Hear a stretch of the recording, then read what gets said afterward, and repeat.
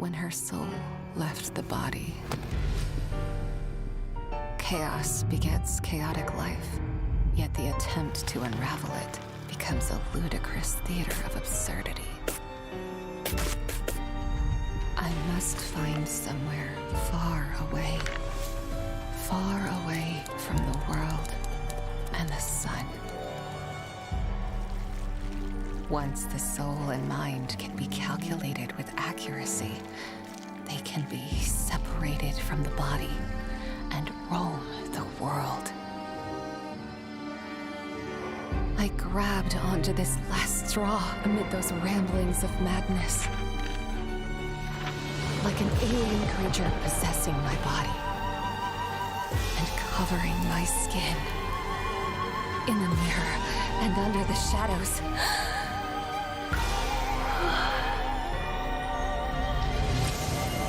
My body becomes its vessel.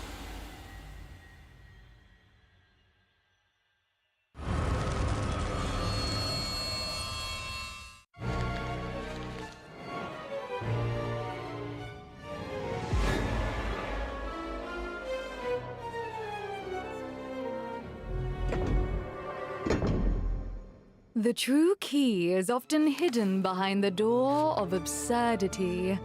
Tonight's story is about to begin. Do not forget, my dove. Never open the seventh door. Rare flowers, brilliant gems, and exotic secrets. They should be free. Only the most precious are kept under lock. Only the purest fear the cover of dust. My dove, slumber with them and become an eternal treasure of mine.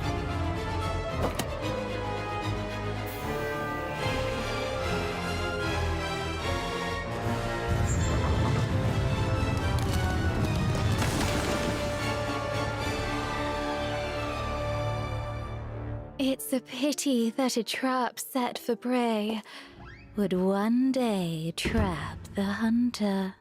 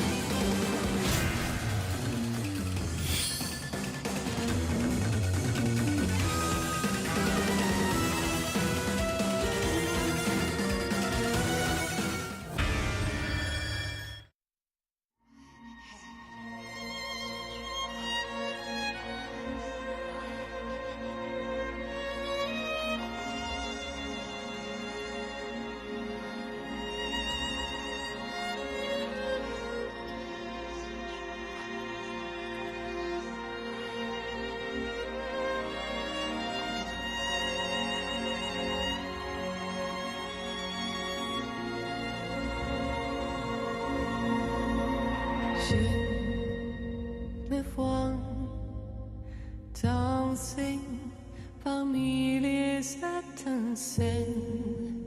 Je danse, je danse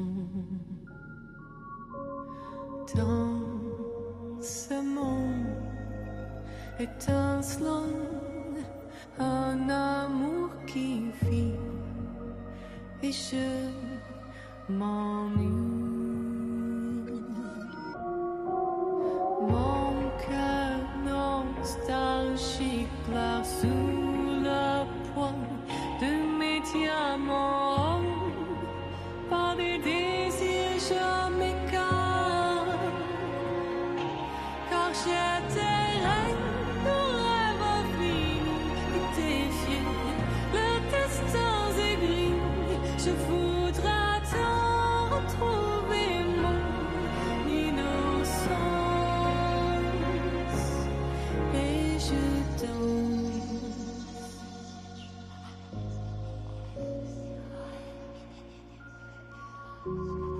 Être entre tentation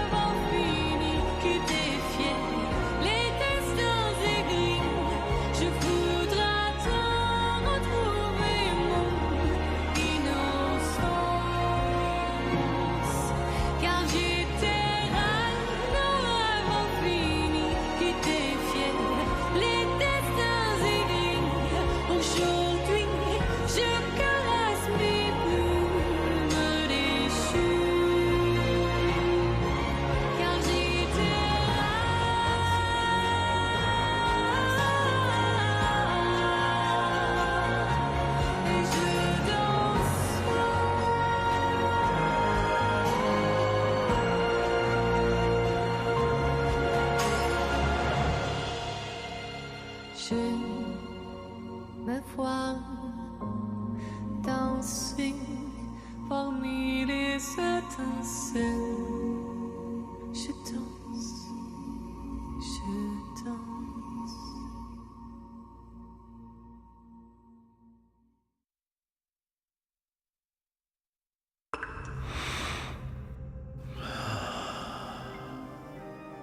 A great peace. Ornaments, ascending octave scales, broad range and strings crescendo. In an instant, the stars fell from the sky, and the musical notes sprinkled to the ground. We are going to find out who wrote the rest note.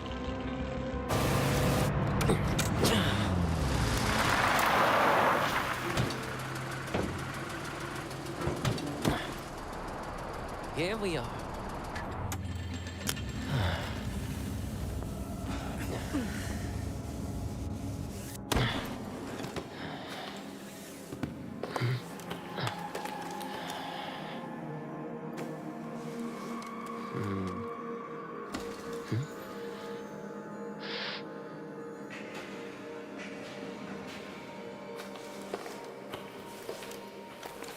Is this mycelium?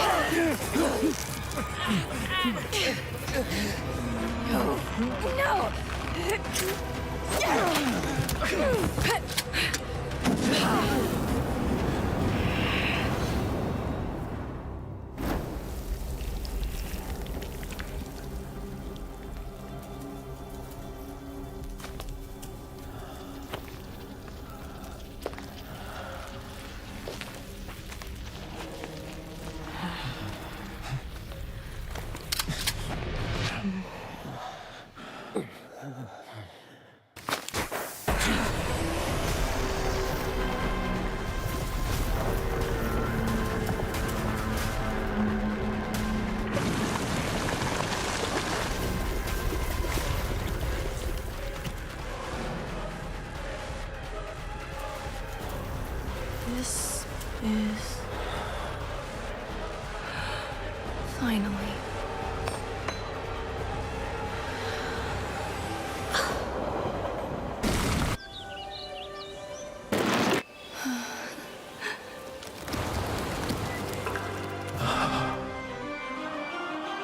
The so-called glory. It's just fool's opinionatedness. In the quest for the unknown, we may have a glimpse of the brave new world. The rest note is announcing the advent of the greatest masterpiece.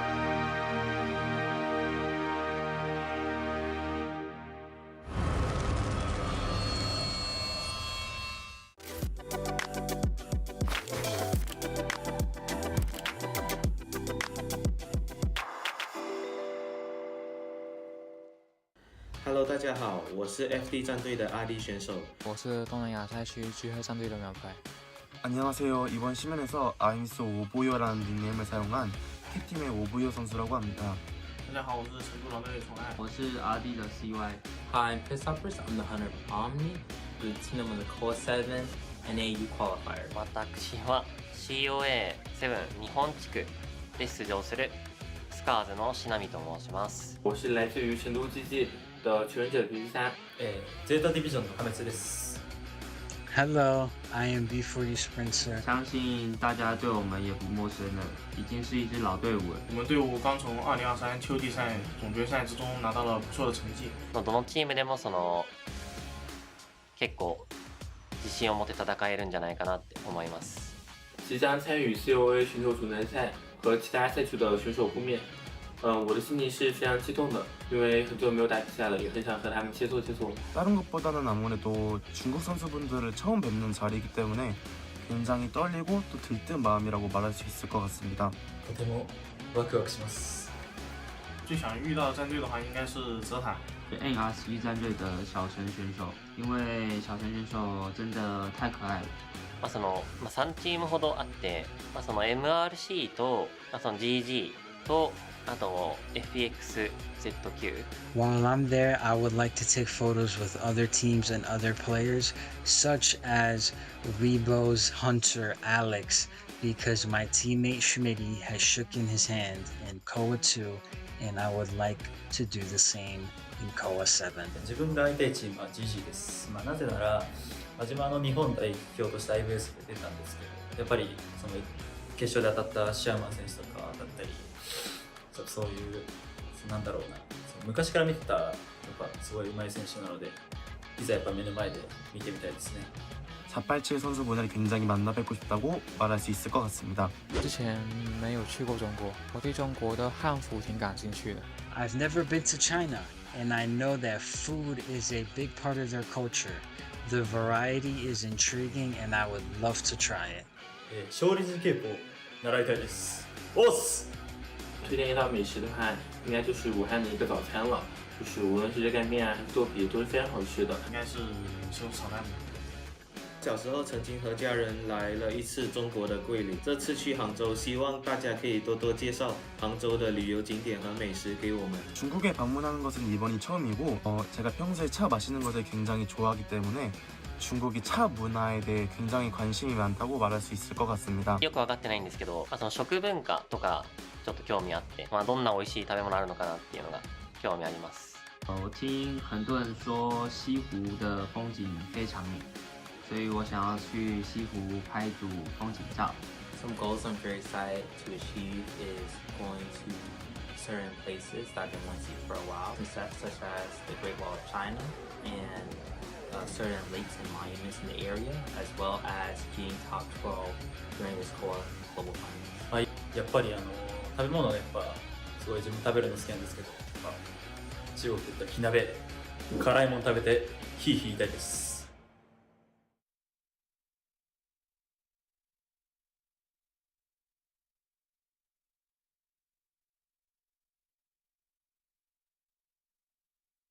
Hello, I am B4U Sprinter from the NAU division.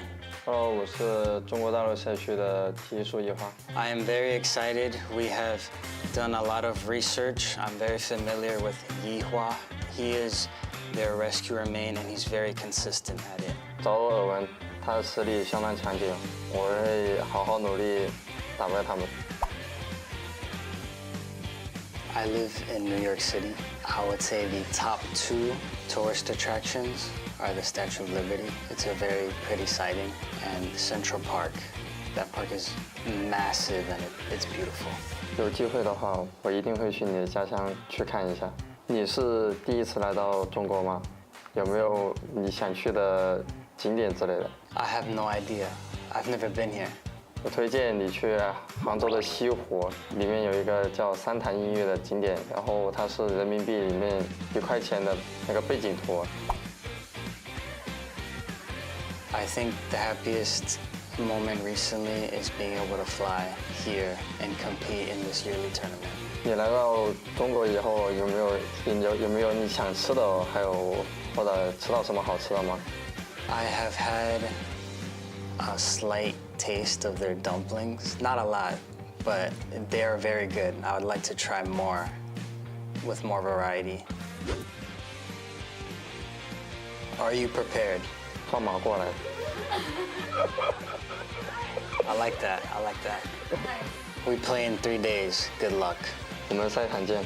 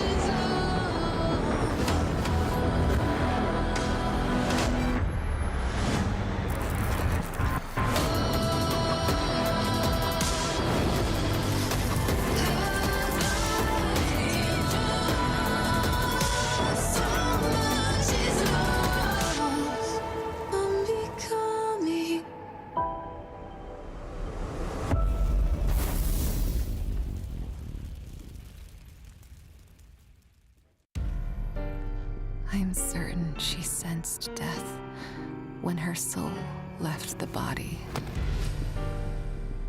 Chaos begets chaotic life, yet the attempt to unravel it becomes a ludicrous theater of absurdity. I must find somewhere far away from the world and the sun. Once the soul and mind can be calculated with accuracy, they can be separated from the body and roam the world.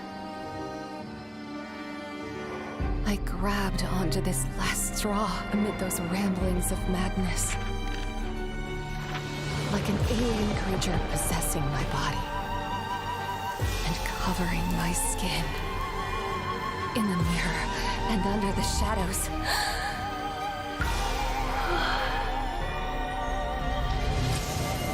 My body becomes its vessel.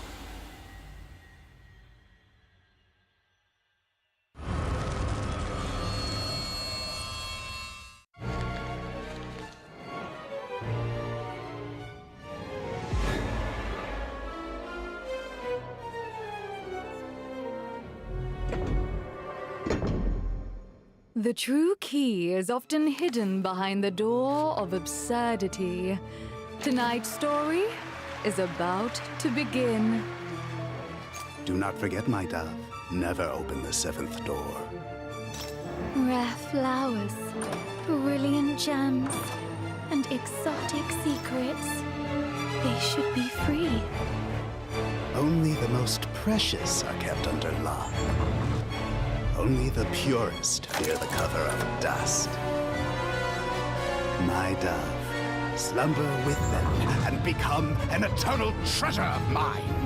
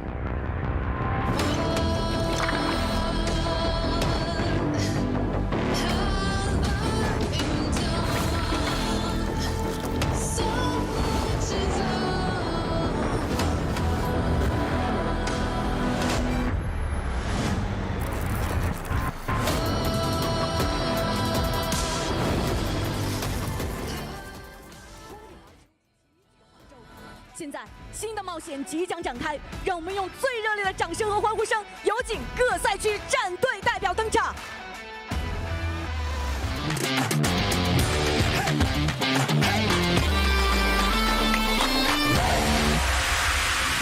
首先有请韩国赛区战队登场。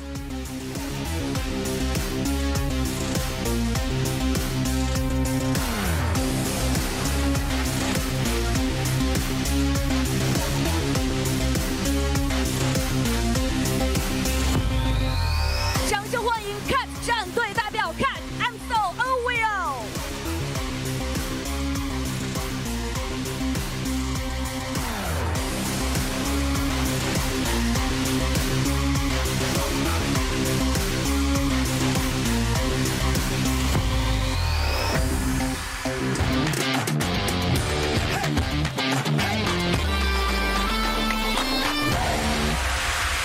接下来有请中国港澳台赛区战队登场。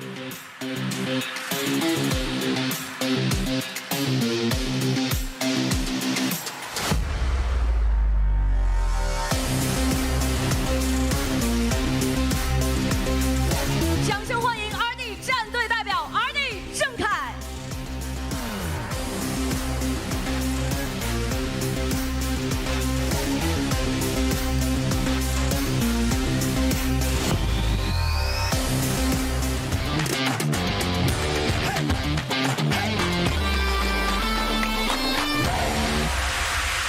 有请欧美赛区战队登场。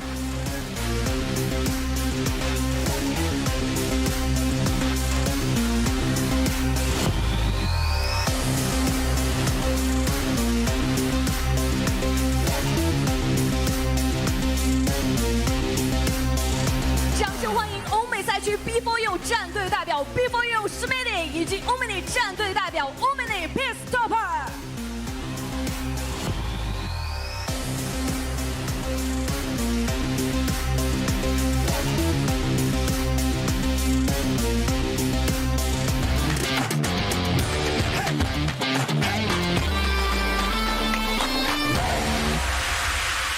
有请东南亚赛区战队登场。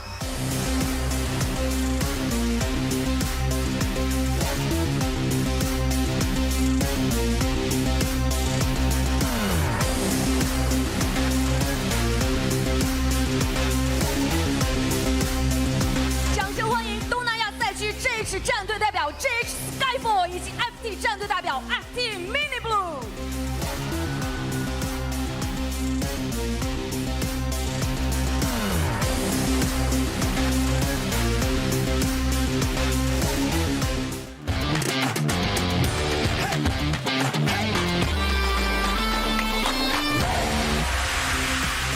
下面有请日本赛区战队登场。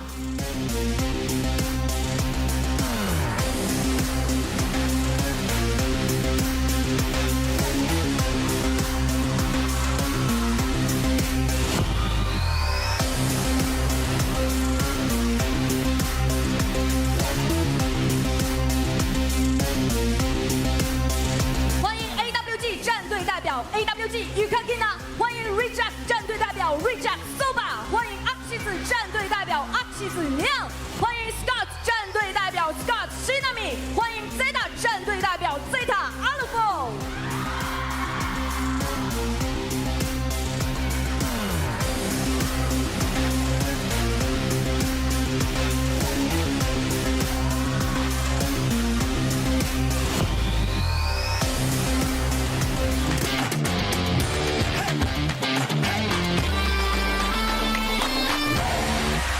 接下来有请中国大陆赛区战队登场。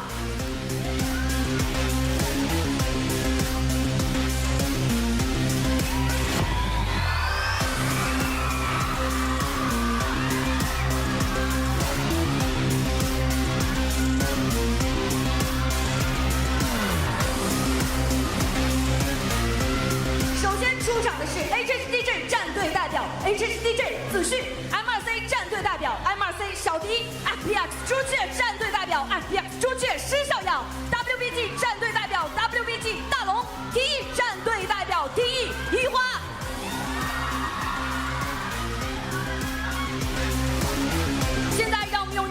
声欢迎历届深渊的呼唤总冠军登场。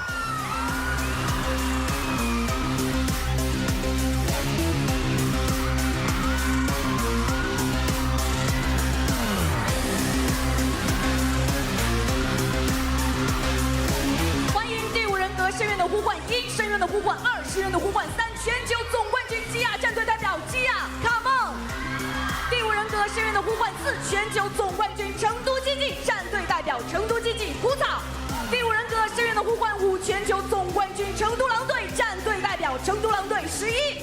第5人格深渊的呼唤6，全球总冠军斗舞战队代表斗舞白纸。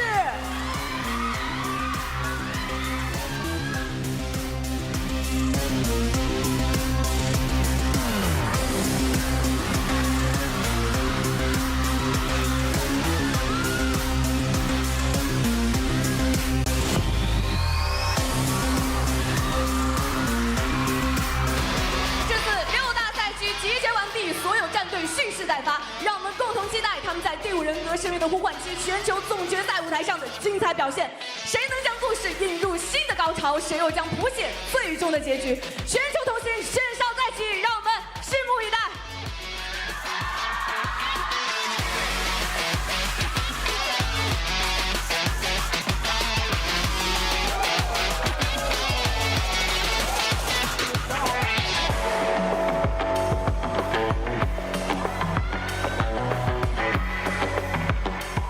Ladies and gentlemen, the moment has finally arrived. We are at the group stage of Call of the Abyss 7. Posh Spice and Nello Mello on the mic and at your service for this one. Nell, how are you feeling for this this jam-packed day of amazing matches we're going to see? I'm feeling great. We're live from Hangzhou, so you know, we just had a walk at the bridge with the umbrellas. We were playing Go. It's a really nice, it's a nice place to be at. Okay, just kidding. But we're actually in our room. But yeah, I'm feeling great. How about you, Posh? I'm excited, especially we're gonna start off our matches in Group A. And if you guys didn't know, like the way things kind of panned out, Group A is labeled as the Group of Death, while I believe it is Group B or something. There's a group that is the Group of Hope. I think it is Group C.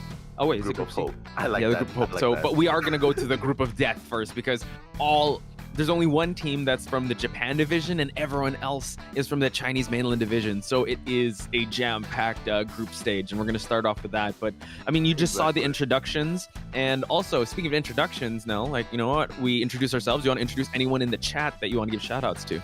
Yeah, I definitely want to do that because, guys, if you notice, there's something different about COAVII this year and we are absolutely loving it. We just found out today is we're actually commentating live, and while we are talking, we are reading your comments in the chat. You're practically listening to it 5 seconds later. So, hello guys in the chat. Welcome detectives. Hello French fries.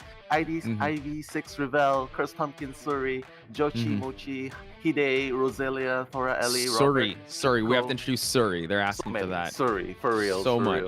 So much people, so much love in the chat.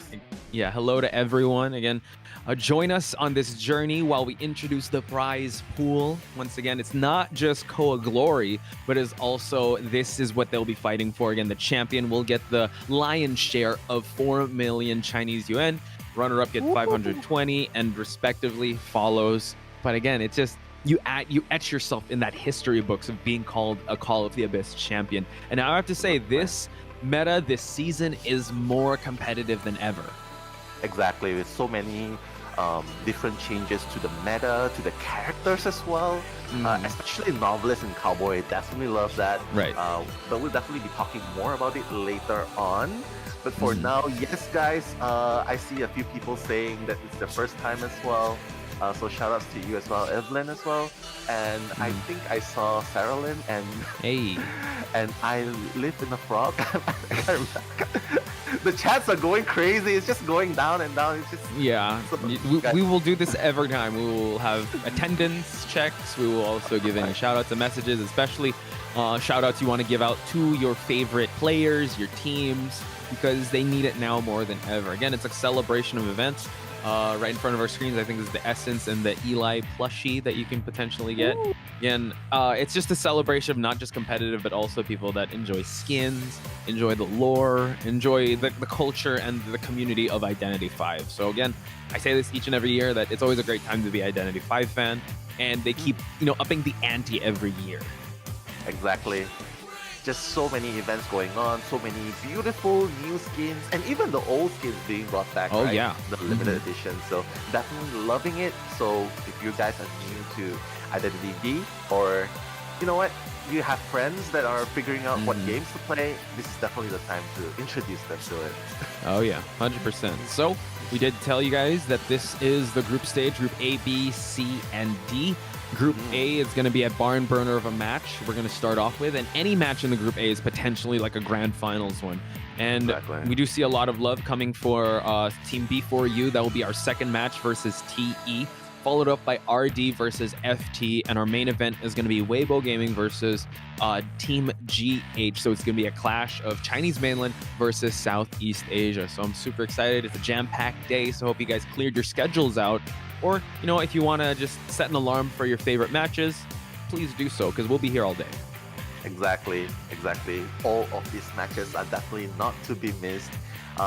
You couldn't have put it any better. Any one of these matches could potentially be the grand finals match. And I'm really excited to see the first matchup for the day, MRC versus ZETA, because of one person in ZETA that I really admire since 2 years ago. Like the COAVII is never failed to be there, and he's gonna be introduced in just a bit, because we gotta go with MRC Team Miracle, guys. Again, they are in the group of death. So a lot of people are thinking, you know what, are they going to live up to their miracle name? But Nell, who is that player you're talking about in ZETA? The guy with the pistol sign out the pointing grave. at the ZETA, dude, yes. Exactly. ZETA is like close to my heart. ZETA's close to his heart, and everyone's heart for sure. I definitely look forward to seeing ZETA perform today.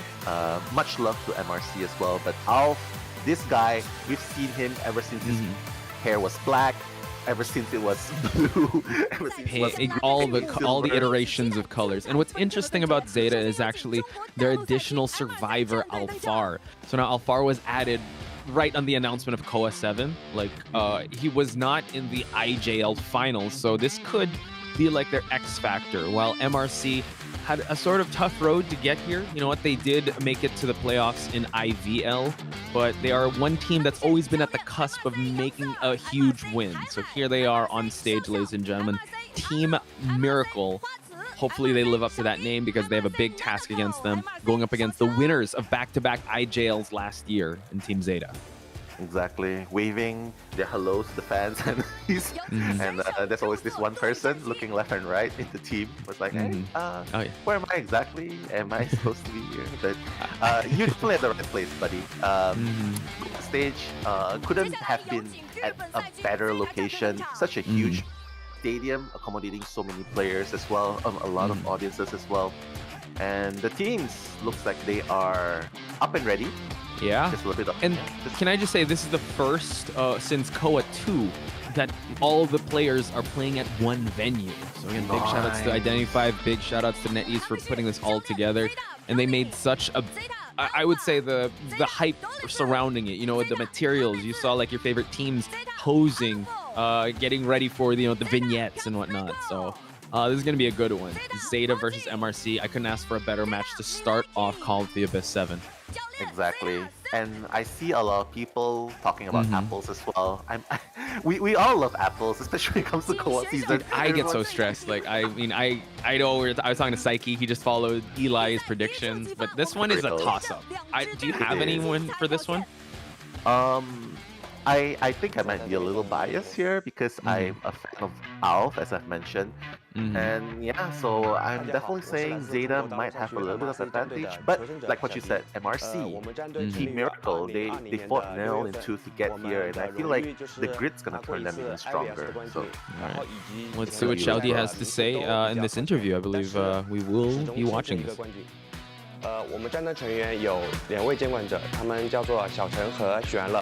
求生者有5位，分别是我小迪，还有花慈，还有奈奈，还有笑笑和海海。我们队伍的打法一向都以稳为主，但不代表我们只有稳，我们会在某个关键的时候直接猛拼一把。本次 COA 的目标我们是冠军，这次我们不说加油，我们说必胜。哇哦，必胜 means must win。こんにちは、日本地区ゼータディビジョン Moving over to Zeta. ゼータディビジョンでハンターをしています。僕はゼータディビジョンに2022年の5月に加入して、そこから2022年の夏と秋の IGL と2023年の夏秋の IGL 4回を優勝しました。ハンターは未来館とアルフで、サバイバーはドリス、破滅、モチ、カズネコ、アルファードです。サバイバー、ハンターともに結構攻めるプレーというものが結構得意で、他にもサバが3逃げした後とかにハンターが引き分けを取る試合の立ち回りも得意です。今回の COA の目標は優勝です。なんか慣れない環境での試合だとは思うんですけど、自分たちの持てる力を全て出して優勝しましょう。And there you have it, folks. Again, just the team introductions. We're going to introduce the survivors of Team Zeta. Kazuneko, the stunner of the group. You know what? He's a human highlight reel when it comes to the support. You know, it has also been, using the Gardener a lot, the Acrobat. And as you can see here, he's known for his forward and his Antiquarian. So I'm excited to see that. Also, Nell, Aeroplanist has been making his way to this new meta of Identity 5. Nice, and well known for his antiques as well, and his smiles, not to forget. Yes. Yeah, it's always a pleasure to watch the players feeling so comfortable. Not to mention, this is a high-stakes situation, right? It's definitely going to be super stressful. But looking at the next teammate of Zeta, Hametu, in the vicinity, pretty cool, calm, and collected. And I don't know, man, I think he has a great poker hair because it's covering his. Oh yeah, you can definitely. You can't tell. He has no tells, guys. And with characters like Antiquarian, because it's him and Kazuneko that use the Antiquarian Prospector. He's also known as the team's Embalmer. So so the strategy of Zeta usually is like Alf and Miraike get a really big win, and then they just kind of go on the tie. And Hametu is really the one for the Embalmer. But let's move on over to another familiar face. We got Dolisu here. It says that he has Toy Merchant and Priestess, but he's also known for his Barmaid, his Cheerleader, Gardener, Acrobat. But yeah, these two though, he's really known as Priestess. He used Priestess 6 times, and no one else on the team has touched Priestess in the IJL finals. And the Hunter never banned the Priestess as well. Exactly. Yeah. But I'm definitely looking forward to seeing his Cheerleader as well. It's super strong in the current meta now. Refreshes your teammates' abilities. But next up, MRC, Ali. Ali is the Hunter that usually goes in BO1, thanks to the info push. And he does play the Opera Singer BO1 or the Breaking Wheel. So Breaking Wheel, pretty interesting considering it's a BO1. Yeah. So I don't know how you feel about this strategy now, but the teams that we're going to see now, they always have a BO1 Hunter, and then you have Alf and you have Xe coming into that mix. Now, I know you play Hunter. How does that help out the point Hunter, the main Hunter in this scenario that you have a BO1 Hunter in your side? The good thing is when you have a BO1 Hunter, that Hunter only needs to specialize, because you notice that some of the Hunters, mainstream Hunters, they not only need to practice one meta Hunter, they need to practice several Hunters to play throughout the BOs. But with the addition of a BO1 Hunter, you can just specialize in one Hunter and perfect it, like, the guy who practices one kick 10,000 times. That Bruce kind of situation. So, okay, and all right. The best thing is, no one can block your Hunter in BO1. Correct. So I think it's a very valid strategy, and I definitely, think that most teams should adopt this BO1s and the rest of the BO Hunters. And if you think about it, this is actually a way for Hunters to actually have a teammate involved, right? Have a very special Hunter on that BO1. And also, last but not least, we got to introduce the rescuer of the team, Mochi here. He has a mercenary, he has a first officer, and let's not forget, You know, he wanted that MVP status last year. They made him use Patient, and he was able to kite a 3 Cypher kite at Red Church for that Mochi, for him to be able to get that MVP. So that was Mochi. But back to the Hunter meta. It seems like BO1. Yeah, this is Mochi. Yeah. Please go ahead. Yeah, I was going to say that the best of 1 Hunters is Opera Singer. So we know that you can't block that Opera Singer. And to that effect, now, when Opera Singer doesn't get banned in round number 2, Xe and Alf also have their Opera Singers. Not as specialized as the BO1, though, but that is the meta that we'll be playing with today, folks. Exactly. We're definitely going to be expecting a lot of Opera Singer BO1s. At least until the release of the next Hunter, which is Ivy. Oh, yeah. So I think if Ivy is introduced in the next patch of tournaments, I think it's definitely going to be a toss-up between Opera Singer, Ivy. Yeah. But speaking of which, BO1s, it's not necessarily Opera Singer that's the most picked when it comes to BO1. Because as far as I recall, and I think we did this in our watch party, we have a dedicated BO1 Mad Eyes. That's true. You guys got to tune in for the RD match today, because that's going to be one to really look out for. I hope Team FT is going to be ready for that. But while we're still waiting, any shout outs you want to give out? I see Izzy's in the chat. What's going on, Izzy? Carrie's here. Mumu Mao is saying go Zeta. And also, we got to think of emojis to give these teams. But yeah, any shout outs you want to give out, No? Shout outs to all. How could I forget the Ita cults, right? So yes, Erica, we can see you there, Erica. Sheriff as well, Bunny Teeth, Izzy. Izzy has always been a fan. I always see her. She's the one who gave you the the nickname, right? Pachi. Yeah, I still hold that. I wear that on my chest, Izzy. Thank you for that. But yes, before we give any more shout outs, we have to look at the ban and selection of the maps first. It looks like Zeta is going to ban out Ever Sleeping Town, and MRC is going to choose the cursed map, Leo's Memory. So what's interesting about Leo's Memory, and in my data that I've been getting, a lot of teams favor this map or choose this map in BO1, BO2. I believe in the IJL playoffs, if my stats are correct, this was one of the most picked maps for Zeta, picking Leo's Memory 4 times along with Ever Sleeping Town. So there is a shift in, big maps. We don't see that much Arms Factory, and it's very rare that teams would actually let's go for Church, let's go for a little smaller maps. So yeah, we're gonna expect to see a lot of Leos, expect to see a lot of Moonlits, and also Ever Sleeping Towns and Chinatowns. Yeah, I mean, we want to take a big stroll.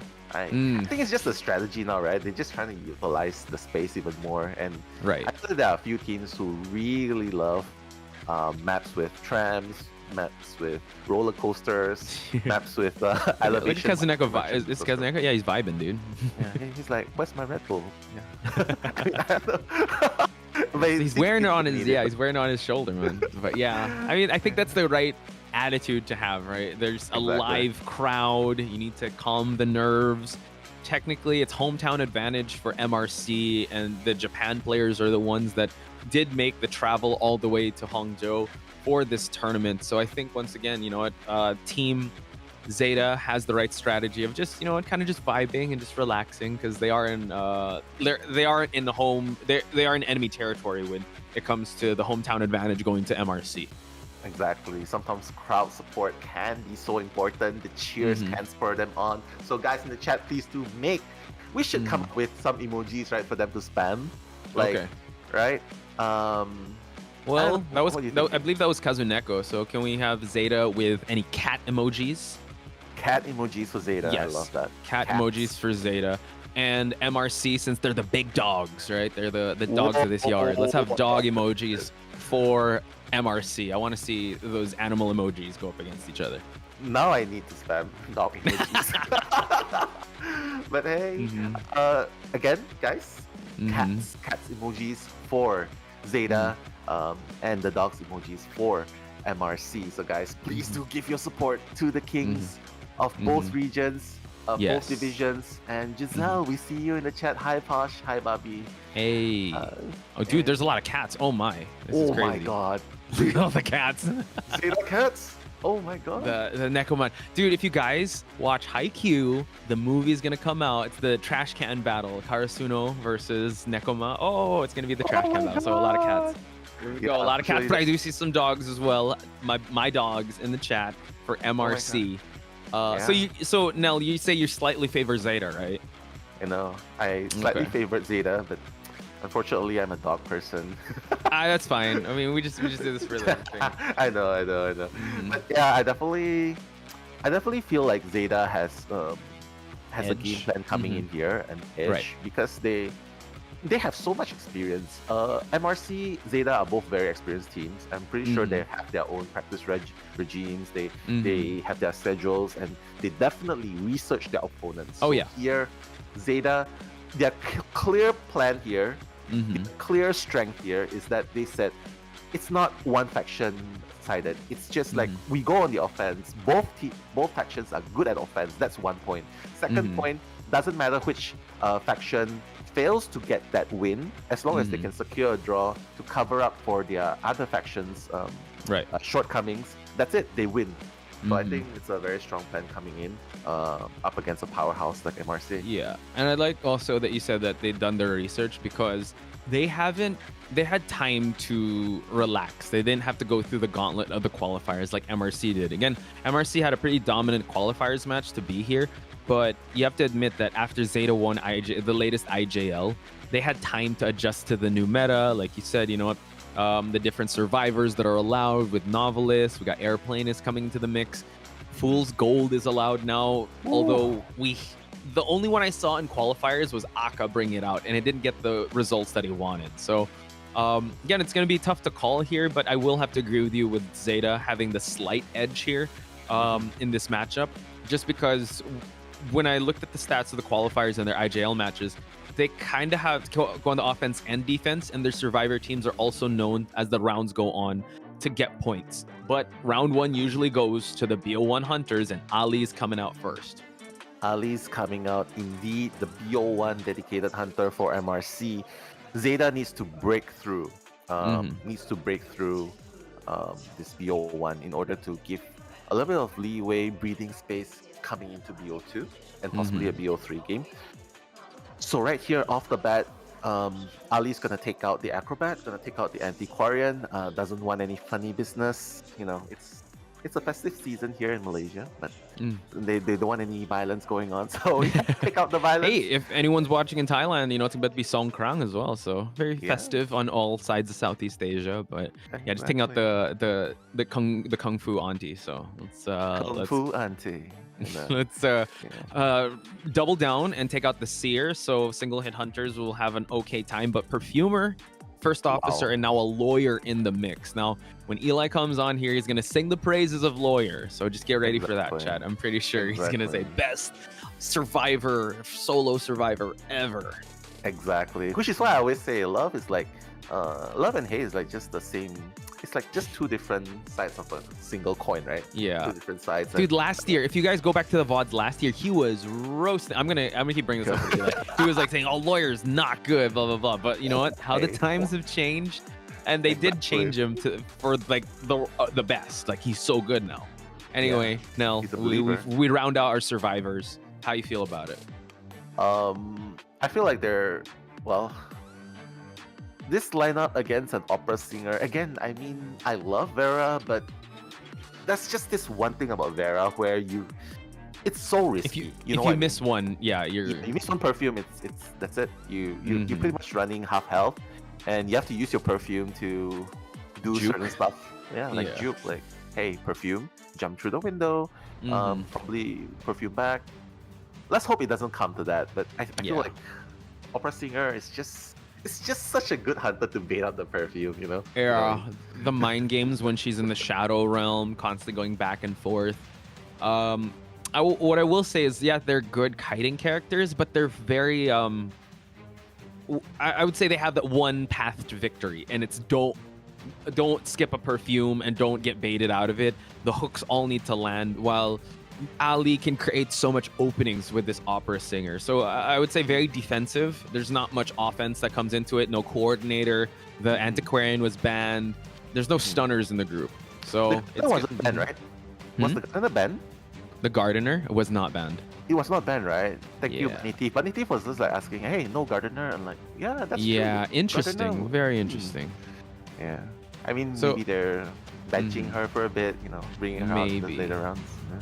Maybe. But yeah, looking at pretty standard builds here on all sides, ladies and gentlemen. Once again, Pot Spice and Nello Mello at your service for this game number 1. First half between MRC and Zeta. Let's see those cat emojis and dog emojis in the chat for whoever you're rooting for. Exactly. Ali making his rotations, trying to find the first target. You can see instantly that Patient just went up to the second floor. He just gave up on it. Ali is like, yeah, I'm not going to do this in the second floor. And Dolisu is the first target. This is exactly... Okay, we're going to see what's going to happen here. Dolisu probably needs to go back. He's going to go back. Really nice. All right. Ali's there to wait for him. Oh, is he going to... No, he's not going to force it. That's the problem, see? The Yeah. time. Yeah, again, like you said, you know, the perfume was good, but the cooldown was the one that opened him up, and Ali was just waiting for it at this point. Doesn't have to force any action, waits and plays on the cooldowns. He has 2 more perfumes to use, but he can't use it to its full effect. He can only use it to juke, and now he's broken that palette. He only has a window to work with, so Ali is making sure that once this perfumer's down, that he will stay down. Yeah. Dolisu's still doing a pretty good job trying to bait, like trying to play mind games at the windows, but Dolisu coming in! Oh, getting Terror Shock by Ali! It's a fairly fast down. I mean, the Cyphers itself... Yeah, Oh my God. for an opera singer match, for it to go like to the mid game to the late game for the survivors to have a chance, it's usually you need like at least a 2-minute to 3-minute kite. So unfortunately, the perfume was good, but now it's gonna be tough. Baits out the blink. Patient is gonna have to use the hook to close out the distance. Ali's just gonna teleport right there, gets the rescue, and now Ali's thinking about the double down. But Dolisu, he has his sights set on downing this perfumer. I like this play. He's being really careful. He's like, yeah, I'm not gonna risk it. I'm not gonna underestimate the perfumer just because he's stuck in a corner here. And Dolisu apparently is really trying to keep him stuck in the corner here. Oh, what patience? What patience? Wow! Oh my God, Nell! What the mind games on Dolisu? What a play! Dolisu back at the windowed area here, running with no items but still buying some time. So this allows the first officer to make the second rescue. So Dolisu still able to get Oh my God! Posh! Oh my God. huge. Dolisu now. I mean, that was a great rebound kite. And he's finally gonna go down, right? And I think that it all comes to the point where he's like, yeah, I know Ali used the blink preemptively to hit the patient, you know, but ultimately that's a good try. He's trying to do the far camping, guarding, right? But ultimately without the blink, he couldn't catch up the second time quite fast enough. And now 3.5 ciphers are already done. Mochi trying to get the rescue. Okay, conservative rescue here. And he didn't use the pocket watch, so he's still going to save that for later. But now he's actually going to chase after Mochi to chase him away. Now Dolisu has to make that God Kite happen one more time for the end game to happen, but the last effort is popped. The last cipher, sadly, is at 11%. So now Dolisu is just going to try to buy enough time for his team. Trump card is ready to use, by the way, now. Trump card is ready, but Cypher's not nowhere near ready. Yeah, Ali, first kill gonna be secured. I mean, considering the early games, right? It's still good that Zeta manages to at least keep Dolisu alive until at least until the late game. So right, considering how the first kite went, and like the baiting out of the perfume and that rebound kite, it was actually really good. So now they need to be able to heal up. I like how they were actually on the second floor trying to heal up, and it is just a patient now that is running on half-life. The lawyer's actually hanging out upstairs, just trying to bait out any activity from Ali. So this is the correct play. They're just actually waiting for the right time to work on a cipher and waiting for someone to actually get chased, so no one will get caught like working on an objective. Yeah, this is the part where I don't really like. Like, okay, I have one person down, no one's working on the cipher, and I'm spending my time trying to look, as the hunter, trying to look for where the survivors might be.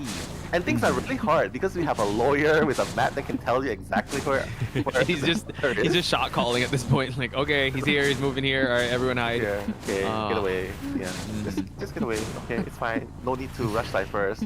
But apparently they're getting, apparently the lawyer's the one that's really close by. Trying to give tinnitus. Uh-oh. Ali, teleporting in. Okay, Patient needs to be really careful. Actually, it's kind of weird that Patient's the one doing the last cipher. Yeah, and he's at half health and drops the pallet and also gets punished for it. And Ali has his second survivor on a rocket share. So the patience definitely paid off. So chat, that's a lesson for everyone. Good things come to those who wait very well, and Ali now has a foothold on this map. Forces Mochi out of the pocket watch. That was so close, Nell. That was very close. But Mochi, being a really reliable rescuer, I think he can definitely make it. And look, the rotations as well. This is why they rather have first officer than mercenary up against the opera singer. He's gonna break it, and this is gonna leave a little bit of opening for him to kite a bit longer. Doesn't want to risk rescuing before half, just in case of the parashock and stuff like that. So Mochi, very good decision. There we go. One hit, rescue, and the cipher's prime. Yeah, so now the end game is definitely being played. Now Ali's gonna go after Mochi, and Mochi goes down. They pop the last cipher, and now it is the battle of the exit gates, and Ali is gonna try to zone in on Mochi. Kazuneko's trying to open the gate. Nice drop on the pallet. He's gonna try to make it towards that window, and Ali figures out someone's at the gate. Yeah, actually both players are at the gate, so it doesn't matter. Even if Kazuneko goes down here first. Actually, wait. Ali's gonna have his teleport really soon. So, Kazuneko!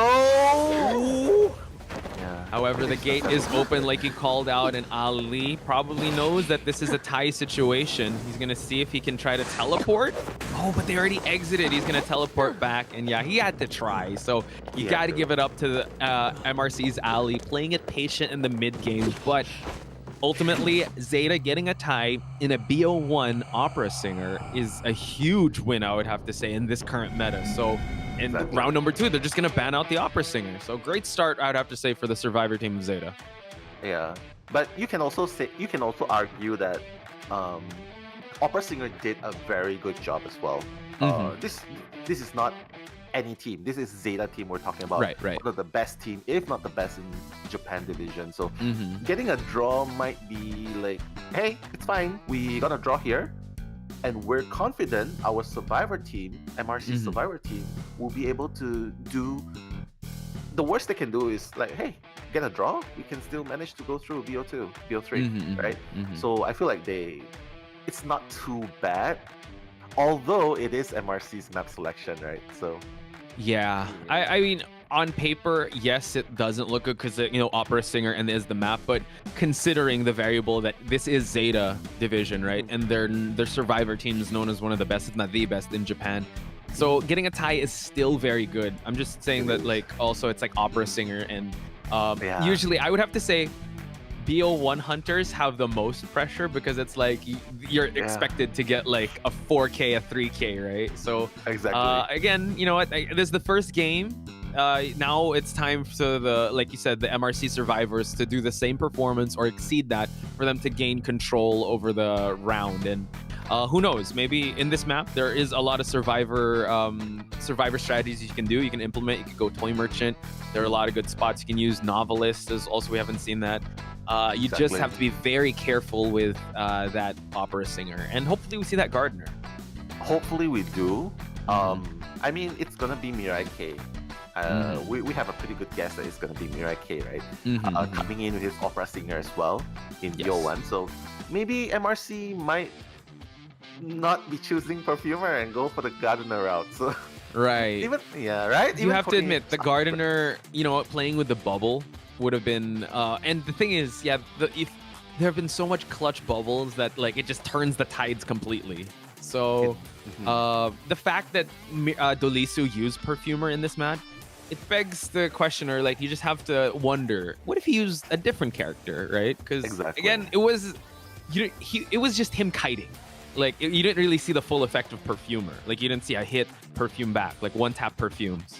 So I get what you mean there now, and hopefully we'll see a little more variety coming out of the Zeta survivors.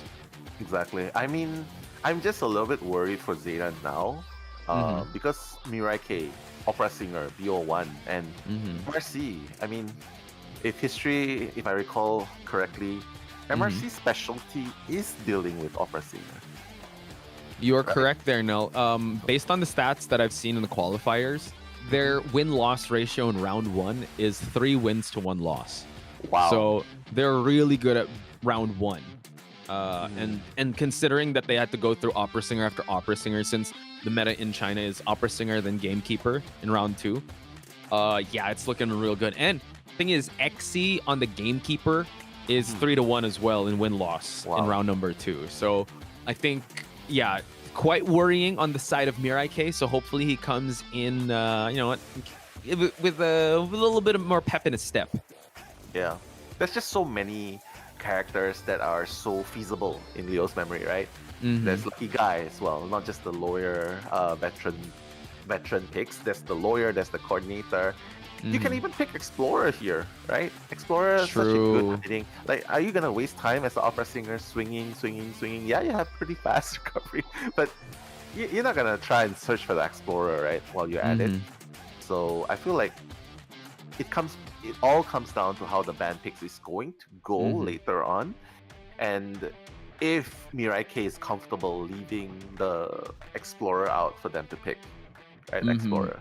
Oh gosh, can you imagine if like the Explorer comes in and it's that same mid game where no one's touching ciphers and you have like this this Explorer that is hiding. So it really tests the patience and I would say the will of the hunter to like, okay, don't lose your cool here.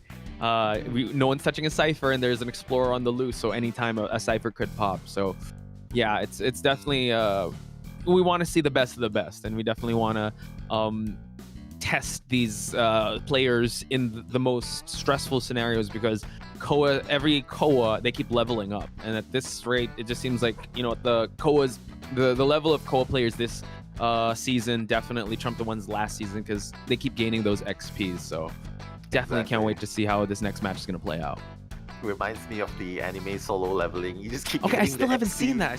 You have to watch I'm so sorry. I'm so sorry. Season's over already. You know. Like, it is. Yeah. It's a situation. It's a unique situation where everyone else, they are gauged. Their abilities are gauged. And they are pretty much stuck at whatever tier they are gauged with. They cannot upgrade, they cannot go up, they cannot go down, right?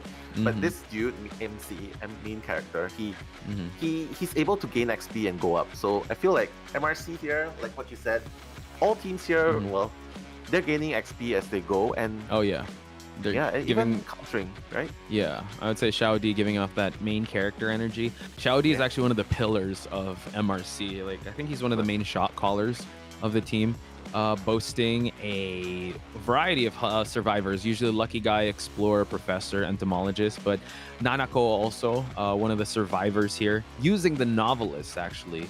Acrobat, Coordinator, he's got the Dancer on his side as well. So yeah, I'm excited to see what they have to offer. I'm also a little concerned for Mirai K, and hopefully he's done his homework on Team Miracle and how they approach round number 1 on the survivor side. Yeah, I mean, I'm gonna say something which is really, I don't know how people are gonna take it, but okay, Mirai K and Alf, like in the past until now, this is not just from me, but we always hear like, hey, if something doesn't quite go as well as they expect, they'll be like, hey, why Mirai K? Why not just send Alf from the beginning? Yeah. You know what I mean? But one thing I have to say, their commitment to stick to nurturing, to guiding, to sticking, to holding on to their teammate. I think that's one of the best camaraderie that should be like, hey, and it pays off, games, right? Yeah, make them go through the adversity just so that they can gain that experience. Yeah, I mean, Alf already has a wealth of experience, right? But you know, you have to let Mirai K, you have to let the others have their shot just so that they can, you know, level up and use the XP. And also the player before was Xiao X, known as the rescuer of the team, really prefers like Wildling if Mercenary gets blocked out. And Huasi, hopefully some Wildlings. And Huasi, Patient, Acrobat, Gardener, So you see there could be a gardener coming into this. So hopefully we Yeah. see that, especially in round number 1. They're not afraid to go gardener. First Yeah. pick, because we are playing with the global picks and bans rules. So first 2 picks of the survivors are not going to be used for the next one. But like you said, Yeah. Nell, and predicted, Mirai K makes it to the stage. Mirai K, 50% win rate with his opera singer starting point. Again, he would probably be pretty worried, considering that his opponents are a team that specializes in countering opera singer. So Mhm. Mirai K, it begs the question: is he going to choose something else? Ooh. You know what I mean? Is he going to persist? So guys, Mhm. help me out here. Is he going Mhm. to persist and go with opera singer? Is his opera singer super leveled up, different that MRC wouldn't be able to do anything in that situation, or is he practicing a secret hunter for BO1 instead of just the opera singer? Yeah, if we're gonna pull that thread and try to go down that rabbit hole of thought, I mean, there was a breaking wheel that was in the stats, but I don't know if breaking wheel is good in this map necessarily. However, I like your game key. Oh yeah, he's good in any map now with how he's used. Yeah, I just think that you need to bring something new to the table to surprise MRC in round number 1, because I think they've patented down like 3-1 in qualifiers going up against opera singers. They know what to do in certain situations, and this is their survivor round to win. Maybe that was it all along, that they wanted Leo's memory for their survivors, not necessarily their hunters. So we just have to wait and see. And I love that Renee is in the chat, also using the cat emojis. There's a lot of cat emojis out there. Chubs, Dubs, also. Zeta, we want you. I was rooting for Zeta as well. But I want to see my dogs in the chat. I want to see some MRC guys in the chat. Nell is a dog person, but even though he is slightly leaning towards Zeta, there is that chance for MRC to live up to their name, the Miracle Dogs. The Diamond Miracle, Dogs. the Diamond Dogs. Oh my god. Ted Lasso, watch that too. God, nice. Okay, so here's one random comment that's going to make one here very happy. Eli O is so fine. Oh my god. so Eli, I don't know if you're here. Whoever says that, say that again when it's him. And I believe he's going to cover the 3rd and 4th match. So he will be coming in again. Yeah, Lizzie Grant, shout out to you. And I think the chat has heard your call. Yeah, I see the Call to Diamond arms. Dogs. Diamond Dogs. Oh my god, I sound like a dog vomiting. Speaking of dogs, I tried to cook dinner for 2 of my Crystal? dogs. Yeah, how's your dog doing? Well, it's supposed to be a good thing, but the older dog, Crystal, fought the little dog, the little puppy for food. So yeah, it's like, Yikes. hey, both of you got something. Don't have to fight. Make it a win-win situation, right? Win-win. Right. True. Yeah. Before anything else, I wanna give the shout out to IamFiona_IDV. So we noticed you. We see you guys. We notice you. Please keep spreading the positivity and the love and support in the chat for these players, because again, this is a celebration of not just the competitive players, but also just Identity 5 in general. And just want to help promote this game and really get it out there so people will play it more, get more opportunities for people to play this game and also play it at this competitive level, because at the end of the day, these players are playing for the entertainment for you guys. So it would mean a lot to them if you guys just support them, give them a like, follow them on their social media, and just a nice word of encouragement would help them go a long way, especially the ones that don't play in IVL and IJL. Exactly. Supports, cheers, encouragements definitely go a long way, rather than belittling and stuff and judgments. But I just have to give this shout out to Eclair as well. Nala Barkley. Well, thank you so much. There we go. And we are, let's say, like, there is a point of criticism. Let's do that, but let's make it constructive, right? Maybe the player shouldn't do that. We were talking about, like, maybe the perfume pick could have been more optimized, strategy could have been done this and that, because we also want them to better themselves as well. So there is a line also that we have to be able to, hey, we have to point this out because this strategy could have been more optimized, but do it in a way that's also very encouraging, because there are some players that are, or some new people in the chat or watching this that, oh no, it's like it's kind of scary to make a mistake. Like, that's how we learn. It's not a mistake if you learn, right, chat? Exactly. Word. It's not a mistake if you learn. from it. It's only a win-win situation. You know, constructive criticism like, Posh, I love chicken adobo, but you know, I think Jollibee's. What kind of constructive? That's an opinion. But yeah, okay. Yeah, it's just. What about Jollibee? What about Jollibee? Yeah, I don't know. I haven't been to one before. Is it good? Pretty good. Like, sorry, I'm not gonna oversell it. Chicken place. Maybe like It's, the best chicken place. I wouldn't say it's like the best. It's good, but I'm not gonna oversell it. I'll bring you some next time. I don't go to get some KFC, Jollibee. McDonald's anymore, so Oh, you I'm just don't? looking for a different one. Yeah, you know. Our spaghetti is pretty interesting. It's sweet spaghetti, sweet and sour spaghetti. Sweet and sour. Actually, you know what? You should come to Malaysia. You should come here. I'll bring you. I'll introduce you to our version of chicken. Oh please, dude! adobo. Your IG game is all about food, man. Every time I see your stories, it's like food. Dang, Nelly, making me hungry, bro. I know. I'm just thinking about it, and I'm being hungry now too. But yeah, just pro tip: if any of you guys want to travel, always bring along a buddy who's willing Yes. to be open to try things out with you. Right? And Posh? Nell's a very good travel buddy. Yeah, we travel. We traveled to Thailand. Yeah, we had a good time eating food. So that was very good. Exactly. I'm gonna give a shout out to Juge BK. Am I a cat person? You know what? I like cats, but I feel like my energy is a little too much for them because they end up like scratching me, or I have to just. I wish they would come to me. I don't know. I grew up with dogs, so I need to know how to approach cats because cats scratch me. I want them to like me, but yeah, it is what it is. So yeah, shout outs to each and every one of you guys. And we're just waiting for the matches. Hope you guys are doing okay wherever you are, part of the world. I hope you guys are doing all right. Thank you for joining us here. Again, this is day number 1 of the group stage. We got 10 full days of the group stage, and we got 4 days of the playoffs. So I hope you guys mark your calendars for that. And I hope you guys join us throughout because, again, you know, before the matches start, you know, we talk strategy, we talk what's going to happen, but we also like talking to you guys about what you think about the game, what you think about, you know, what the Identity 5, what you think about the players, what do you think about the characters itself, because we definitely share that same passion about this game. Exactly. We definitely do. And speaking of which, we are coming to Leo's memories. Just a quick response. Nana, Naomi, I don't go to Jollibee, so I don't know what I think about the chicken nuggets. But yes, this is an important event. I'm not sure why I'm emphasizing it here, but I think it's a given that COA, for those of you who are new to this channel, we are gonna let you know that Call of the Abyss is an annual event for Identity 5 enthusiasts and where all the professional teams throughout the world in different divisions come to battle out for the ultimate title and the grand prize of 4 million yuan. Is that correct? Yes. It's Chinese yuan. Yes. CNY. Yeah. That's the prize pool. The lion's share, I think, is like 1-4-1-3. Yeah, something like that. That's the first place, but that's still a lot of. And just the fact that you call yourself the Call of the Abyss champion is just, you know, prestige enough.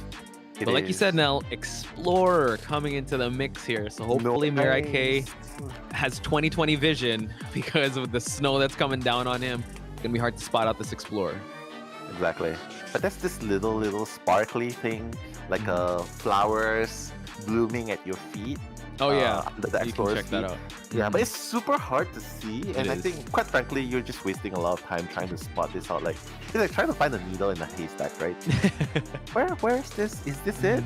No, I try to hit it. Oh no, it's just the back of a rubbish bin. Nothing. Sorry. Yeah, but Yeah, I it's think tough. the strategy now is pretty good. But female dancer though, I guess they're trying to go for a little bit more close quarters, semi range Kiting. quarters. Yeah. Wow. And ending it with a wildling pick. Mercenary was available, but instead of, because First Officer was banned. And yeah, shout out to the chat also calling out the Lucky Guy being banned. So I believe MRC is one of the teams that goes Lucky Guy strategy. Xiao Di picked Lucky Guy 4 out of 8 times. Wow. So they really try going Lucky Guy strategy. So that's a good point out there, chat. Yeah, definitely a respect ban. So he definitely did their homework. Took out also the stun. Well, we would call it stunner, but open to a stun with the novelist with the pallet stuns. So yeah, but like you called out the dancer coming into the mix, kind of like lighting up the floor. And with the explorer coming into the mix, he can hide on those spots too. It's gonna be a little tough for Mirai K. Question is though, will he try and go a little extreme with that and go with another hunter? That's the hand sign for MRC. That's pretty cool. It's like a crown. It is. and it is a crown, right? It's a symbol for them. But I like the thought that yeah, if not opera singer, what else? A naiad here would be okay, I guess, because you know that the explorer is around this vicinity. You flush him out, you flood him out with the naiad, right? But looks like Mirai K is gonna stay true to his one love, the opera singer, and Sangria. Good luck, have fun trying to find the explorer. Hopefully not. Hopefully not the explorer first. But basically anyone else is a pretty good chase. Even the acrobat or a wildling, just to get a little bit of presence. Can definitely catch up with it. Mirai K looks very comfortable here.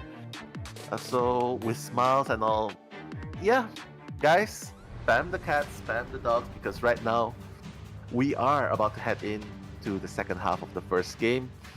Spawn locations, Posh Mirai K is going to be spawning next to the acrobat first. The acrobat Huasi, but he can also make a beeline towards the center for Xiaodi before he gets any goes into his book form. Just so that he can stop the decoding, because you know you have a wildling in there. I mean, you can also call the dancer sort of a decoder if you put the fast box and just decodes really fast. But having Nanako on the factory area is pretty good. You can set up the boxes inside and outside. So once again, you know, the first, I would say 15 seconds is super important, and the choosing of target is going to be very important for Mirai K. And now we see the standard builds on both sides. I believe, yeah, it seems like Mirai K gonna go with not Trump Cardo. We're gonna go with just the detention blink. Yeah, a top-down build. So it's gonna be very interesting to see how he's gonna play it out. Once again, folks, Poch Spice and Nello Mello at your service for the second half of round number 1. Yeah, and Kuro, shout outs to Chloe as well. Mirai K coming in fast and furious all the way. You know, Huasi is in the vicinity. Hua Chi as the acrobat. I think it's going to be quite a really hard chase, especially since acrobat can easily utilize. Oh, wow. Wait. While I was saying that. Yeah, he transitioned away, so now it seems like he's just getting rid of all these pallets. So far, 2 ciphers are being moved while we see the explorer digging for that page. Huasi's gonna have to take this hit and transition away. Luckily, there's no one in this area, so Mirai K needs to down this person and down him quick, because that explorer is hunting for a page. Yeah, he definitely is. I mean, we can really tell what the game plan is for ZETA here, right? Like, wow. Hey, it's very fast down, actually. What's going down?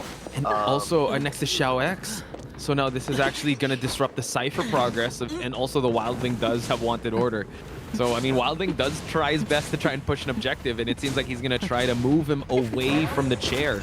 Oh, nice bling there! And that's the thing, he went down without forcing Mirai K to use the bling, and oh my god! Down actually, oh my god, Saudi barely avoiding it. Yeah. But now, Huasi gonna go down a second time, but the question is, will he be able to go far away enough just to avoid disrupting the other ciphers? Yeah, so luckily the Explorer did have that Tide Turner, so they did account for that, and the Explorer also narrowly avoiding a Terror Shocker, just a hit in itself. So now, second time on the rocket chair, a little early save, but you know, Mirai K really putting the pressure on the survivors here, going for that Wildling. So now Wildling did get healed up, so he can go for this rescue, and Xiao X is already there. So great awareness here to split the objectives, but this buys time for Mirai K, knowing that no one is working on that cipher just yet. Yeah, this is very concerning, Posh. Only 2 ciphers have been done, and yes, Explorer has a 50% page, but oh my god, okay. Has to be so nerve-wracking. What's Terror Shock here?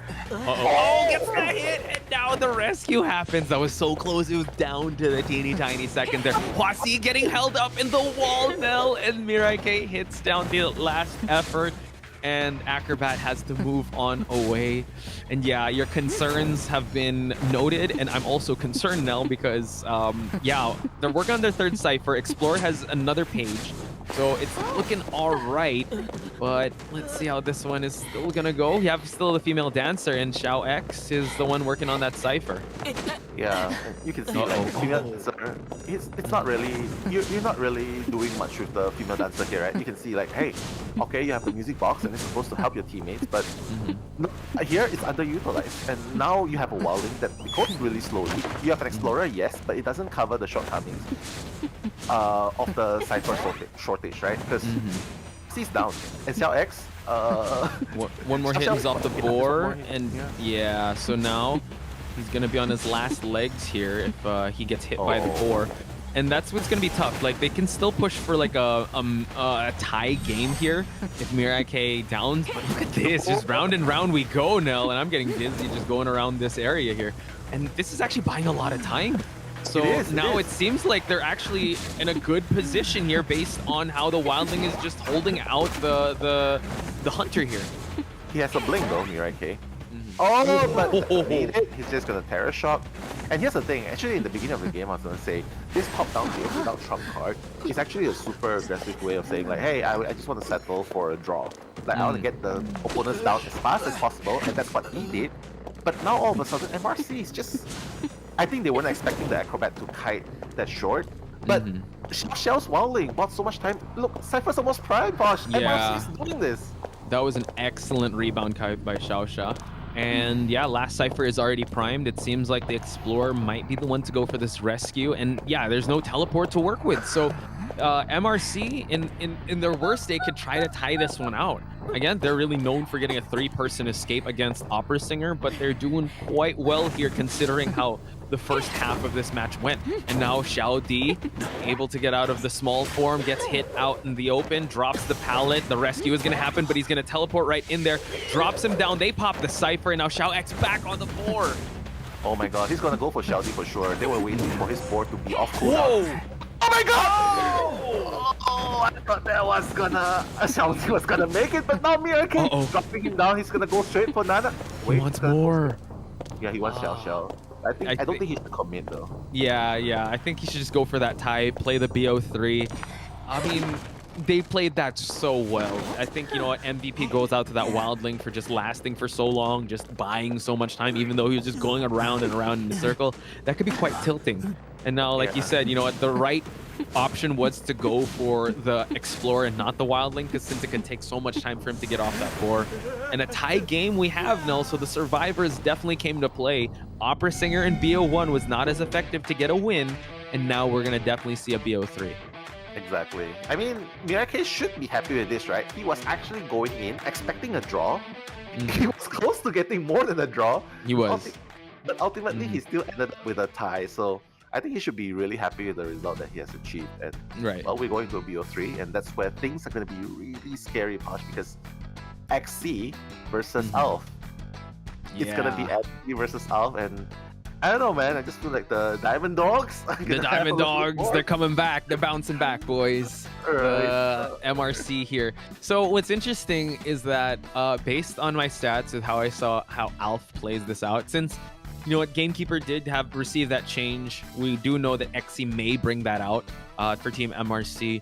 But what's interesting with Alf, sticking to the Japan division roots, he's been using Geisha a lot, and he's been getting a lot of wins with Geisha. And now they have map advantage. They get to pick. So he could definitely try to pick. Well, I mean, what map is Gamekeeper not good in? Because I see a lot of Gamekeepers go big maps, small maps. They're still okay.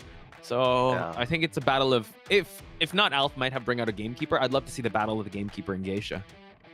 Yeah, I mean, we can definitely expect one of these two, right? Because Gamekeeper is getting so meta now, and the window of time where he can use the hook again matters so much, because before this it was so short. Now with the increase, a slight increase, you're able to hook when you're at full presence. You hook, you can break the pallets before you continue hooking again. So, yeah, that's gonna be a huge thing. But the one thing, Cypher control in bigger maps might not be the best for Gamekeeper, I feel, because you still have to rely on teleport a lot. Because if one person's decoding all the way on the other side of the map, then how are you gonna catch up? You can catch up, but if you want to catch up using Gamekeeper in that fashion, you might as well go Evil Reptilian, right? Yeah, that's true. He's definitely closes the distance fast. Like you said, you know what teleport does? He relies on teleport just for that pressure. Wouldn't it be crazy if like we see another instance where Batter just hits him out of that teleport, and it's like, oh, the cooldown happens. So I forgot what that match was, but hopefully we'll see that. But as we see in front of our screen, a tied matchup between MRC and ZETA, a greatly contested, first game. I would have to admit, like, all hunters and survivor sides definitely had their moments to shine in. The good chases at the start, but it was the mid game that really solidified it for this matchup. And also in the previous match, it was actually a good rebound kite on the survivor side. Dolisu having an amazing rebound kite on his perfumer. Yeah, I mean, I think both teams have their own ups and downs, right? Like, for example, ZETA with the perfumer. Perfumer wasn't working that well. And for the side of MRC, the acrobat, which wasn't exactly the longest, it wasn't exactly the longest kite too. As you can see for yourself, it's less than even 60 seconds, right? Yeah, true. But the ability for both teams to be able to pull that back in, reel that back in, and be like, hey, we can still get a draw out of this. That was crazy. 2 ciphers have been completed. One person's already out. All of a sudden, Xiao Xiao was kiting with the Wowling, and it managed to last it all the way until the cipher was primed. So I was like, oh my god, I guess that's what good teammates are for. I was getting dizzy, man. I lost how many times that we went around that palleted area. There was no pallet anymore. Like, he already broke it. Yeah, it's a good strat though, because Opera Singer couldn't dash. His strength lies in dashing linear in order to close the distance, right? But if you're just going with the shadows, Wowling is definitely faster than Opera Singer in that fashion. True. And considering he was still on that board, once he was hit off the board, that's when he dropped down the pallet. Yeah, just excellent awareness, and that's how you pointed out that MRC really knows the Opera Singer matchup to a T. And the fact that, you know what, on their worst day or their worst performance against the Opera Singer match is still a tie, that's still pretty good in my book. So now we head on over to, yeah, sorry, you were going to say something? Oh no, sorry. I was just looking at the comments and like, hey, that's Himeru saying, Posh Spice, I love you. Oh, I love you guys too. Oh my god, yeah. So I gotta love, yeah, shout out to the production that we get to see a live chat and a live feed. True. You guys have been amazing. I hope you bring that energy towards the end of the day and also in the next coming days, because this energy would definitely reach the players and also the whole community. It's gonna be very welcoming for everyone. Again, we want to make Koa grow every year, this game grow every year. So it just means so much that you guys are joining us today. For sure. It definitely feels like we're at home now, and where we're having a conversation with all of you guys live, not the 5 minutes delay or the 3 minutes delay like before. Look, I can even say hello, guys. Shout outs to Ava, Togenon there as well. Hello, and you'll be able to hear me instantly. You'll be able to hear us instantly, and that's really cool. So, It's okay. I can't say that, but I'll give you the sign. Yeah. I see you, Izzy. I see you, Snooty. I see you, Kari. We see everyone. So again, keep spamming your emojis. Keep spamming those messages of, it's support to the players, to the teams, to your favorite characters, and like we definitely see it, and we'll definitely carry that energy throughout the whole day. We're here for the whole day, so it means a lot that you guys join us for this day one of many days. Where we wish that time would not go so fast. Actually, we wish that time would just go normally, right? We just love spending time here. And you know what? Even during the breaks, right, guys, when we are waiting for the teams to get ready, when we are commentating here, we're talking with you guys. So yeah, I think we are going to a highlight right now. So please do enjoy watching the highlight while we take a short break here.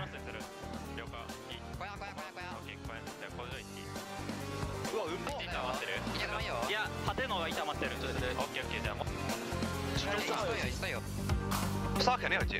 我要吃刀了，我去大门里留。我要死了。我掉在4号窗的。野人我可以救。好。我还救吗？救啊！必须得救，野人必须得救。留一会儿。还能六。就是他们。快死了跟我说。我80了。猪如果被打掉了就要死了。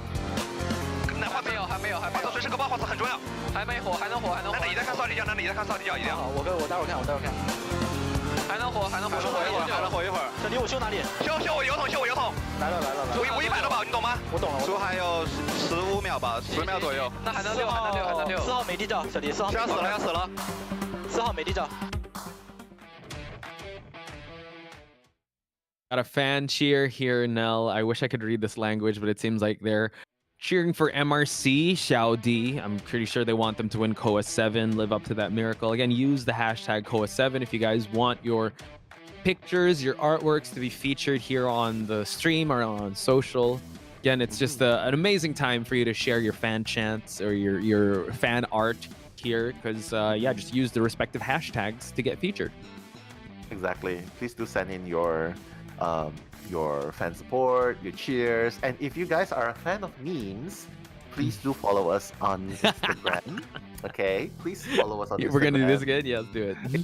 Please do follow us on Instagram because we are accepting memes or artworks. Or we'll repost cheers. it and we'll try our best to feature them. We'll see if we could do that because we did that last year and they were just you guys are just the most funny. That's where the Nello or commentator bald happened. I don't know why that movement happened. Right, that happened last year.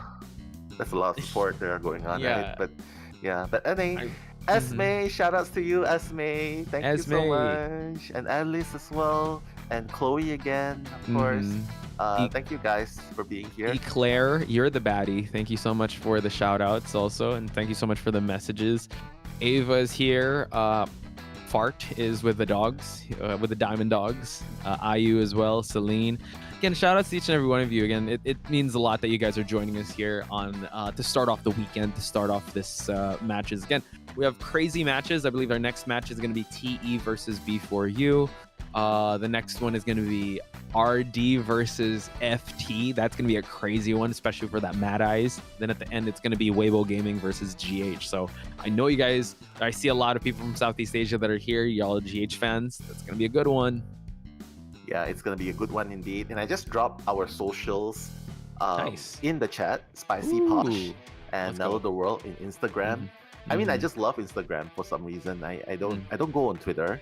I don't go on X. I don't go on Threads. I just go on Instagram. So it's weird. Instagram has really funny reels also, and like the food, like the content there is pretty. Yeah, if you just have like time to kill or something, yeah, like 5 minutes to pass. All right, let's see. Let's get up to date. So again, keep us up to date with the memes that y'all have. And we'll try to feature them as much as we can, and also we'll also share them as much as we can on our Instagrams as well. Follow Eli as well, and I believe Psyche is. I don't know if Psyche has one. I know he uses Twitter more though. Yeah, he has YouTube. You can definitely follow YouTube. him Yeah, there, you can follow him there.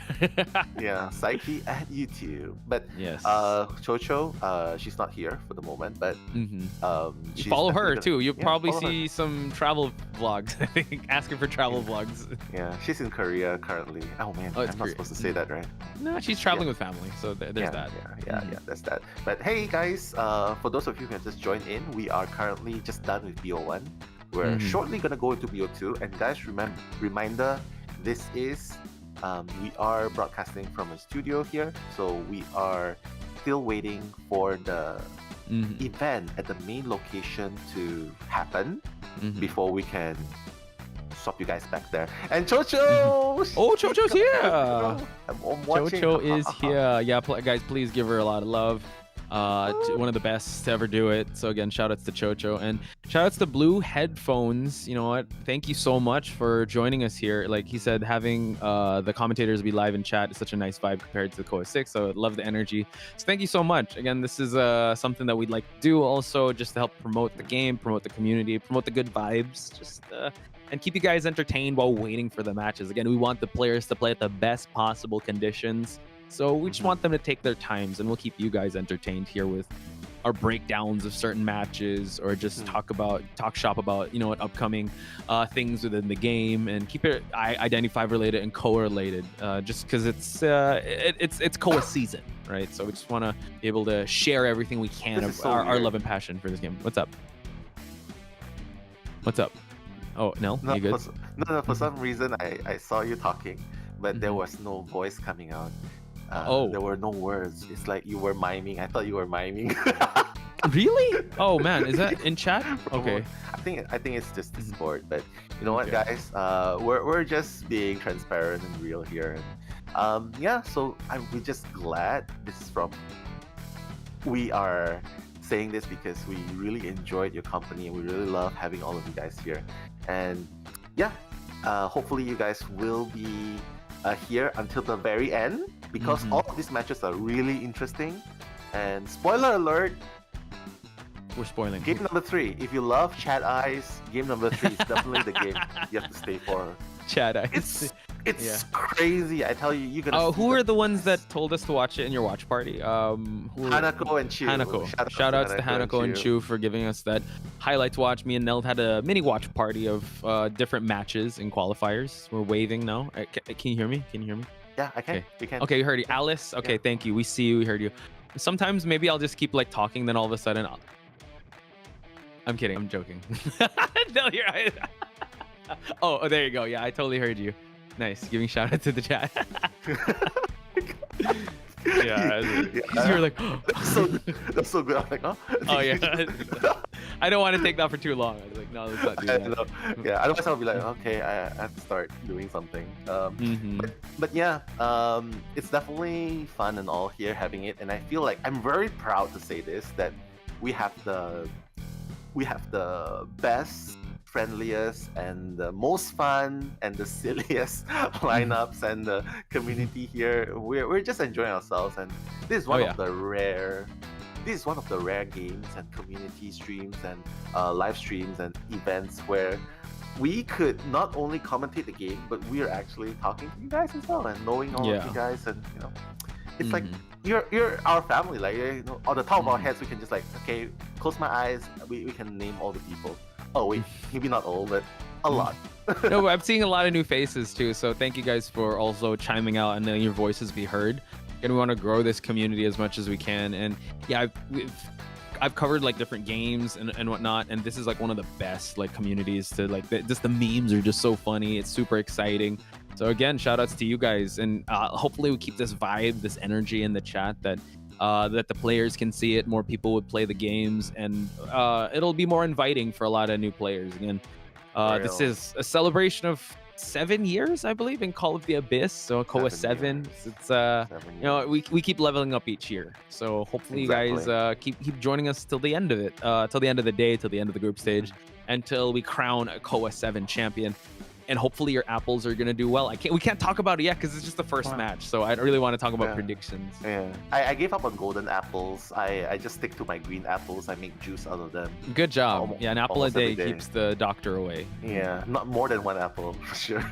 Let's go. Yeah. But on a side note, guys, please do join me to congratulate Posh, because he has just won Commentator of the Year play-by-play in the Philippines, and he received the award last night. It did. It's upstairs. I appreciate it, man. Thank you so much. I mean, I feel like representing the IDV community up there was pretty good. Like it was insane. So I appreciate you all. So thank you all. So I saw Manny in the chat thank me, or congratulate me. So I thank you as well. So yeah, again, I appreciate each and every one of you, and I appreciate also the players, because I couldn't have gotten that award without the amazing gameplay. So shout outs to the players as well, and also shout outs to the analysts and color commentators out there. I'm speaking to you, Nell. I'm speaking to you, Eli, Saiki, Chocho. All I'm only as good as my co-commentator. So yeah. Even Zenadine's here. Hey, Zenadine, long time no see. From Code Black, right? Or Scouts. I think Scouts. Yeah. Yeah. Sana all. Sana all. Your Tagalog is getting better than me now, I swear. Yeah. Salamat. Terima kasih. Walang anuman. Okay. You only taught me a little bit of Malay, so I know terima kasih and terima kasih. Sama-sama. What's sama-sama? Welcome. You're sama-sama. Welcome. What's thank you? Thank you is terima kasih. Oh, what about like I'm tired? I'm tired. Saya. I have to say it like that. Saya letih. Saya letih? Okay. Yeah. Mahal kita, Posh. Mahal kita rin. Saying love. Mahal kita rin. Yeah.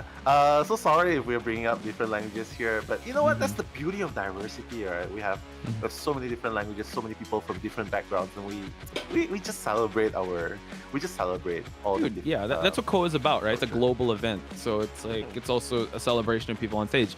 You have one of the best Japan teams and one of the best Chinese mainland teams on stage right now.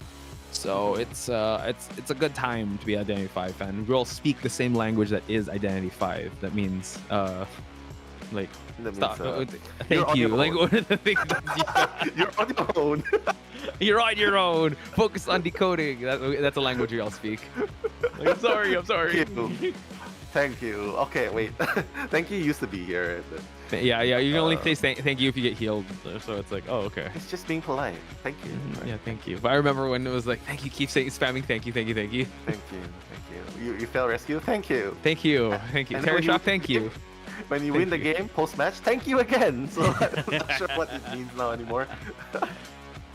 So, yeah, what's interesting I want to point out is that we got Lakeside Village, and XE was known for also bringing out the gamekeeper in this huge map.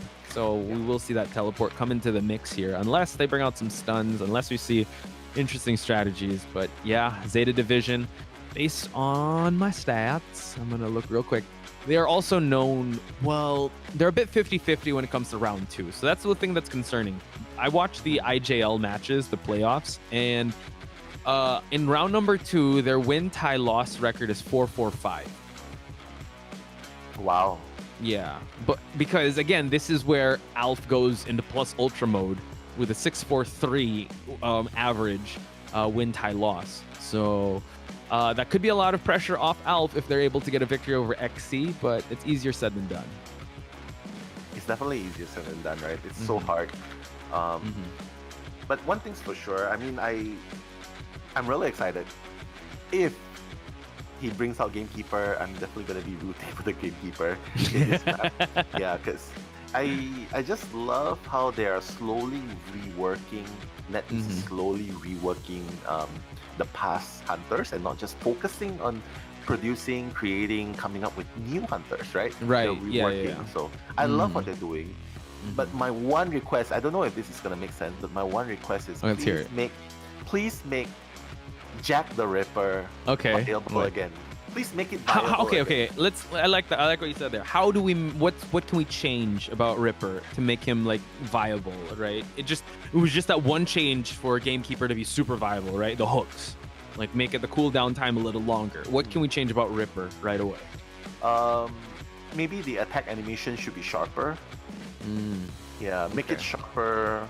But if you're talking purely on skills, right? I think maybe when you're at full presence, not only do you move fast, but you don't lose invisibility when you're breaking pallets. Maybe when you go through windows, you don't lose. Yeah, that would be really useful because people when they go full presence, you just stop, right? Because I feel like if he still has that invisibility ability, it's kind of like a first officer trait where you don't know. It's like mind game, but the hunter is the one mind gaming you on where he's gonna go, and you still have that speed. I thought it was gonna. My adjustment would have been something to the Foggy Blade, but I don't know. But that's the thing. Like, it might be super OP if he has 2 Foggy Blades. That's true.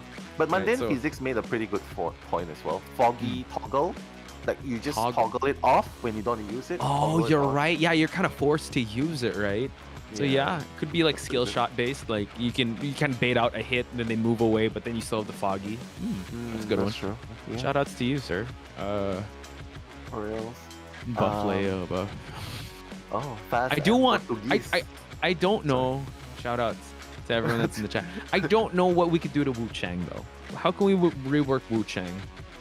I think Wu Chang is already strong enough as he is. For tournament viability. Like maybe like in casual, in like just in a game sense, all right. But like for him to be used in COA main stage, I think the one thing is about the intuition, right? How far I can throw the umbrella, right? Maybe if you have a pointer on where the umbrella will land, maybe that would be more helpful. You know, like I throw the umbrella, okay, it's gonna land right on top of the cipher, then only teleport. Because I see a lot of Wu Changs fail because of sometimes it's because of they probably overthrow it. Yeah, throw it too short, they couldn't catch up. But for me, it's a skill issue, man. Yeah, skill issue for me. If you can have that guarantee of it's gonna land here specifically, I think that should be good. Yeah, at least like a trajectory phase, like here's where it's gonna land. But if you do that, then it's not it's not a skill issue anymore. Right? It's like, Yeah, oh, it's hey, not. everyone can So do it now. I got no excuse now. Let So the no, umbrella don't keep be that. silent again. Hey, that's a pretty good one. Blue Hue, Blue Hue saying it. Let the umbrella be silent again. That's good. Something like a dream witch. Like, hey, you don't know the host is here. That's true, and that would be very jump scary. I like that. I like Yeah, that. That'd be silent like again. Like you can hear like he's about to throw it, but then like, oh, like was it here? Like we don't know, or yeah, or just it having no tell. So you just see like, oh, it's here already. So yeah, I agree with that. So now back to the match. Now we see some bands coming out here with the Seer and Patient from XC. Yeah, and the one thing is there's the global bands, which is Vera and First Officer. So without the First Officer, I feel like it's kind of bad to lose First Officer in the later rounds, but maybe that's where they're like, oh, okay, it's fine. We'll have the mercenary to work with in the bigger map. Maybe that's where they lean back to. Quite honestly, mercenary now, even after the second hit, he goes down so fast. So yeah, maybe Mochi is confident he won't get hit that easily. But possibly, or he won't get chased first, or it could be either. But it's interesting that ZETA, some tell that they have is like they prioritize like first pick rescuers. They just want to have that right off the bat. And the fact that they went Antiquarian as well, a very strong character that you usually want to see in third round. They mean business here. Like they want to break even here in game number 2 and like solidify their game number 3. Priestess coming in. They are known for this Priestess picks, usually on the on Dolisu side. So excited to see you don't rarely see Priestess in competitive, but yeah, ZETA has always popularized Priestess in their lineups. Yeah, I feel like Priestess is very underused, right? But I'm glad that there are teams that are still using her religiously. Especially in a big map like this, Priestess is definitely very good. So it opens up a lot of options now for them to play this game. XC definitely needs to consider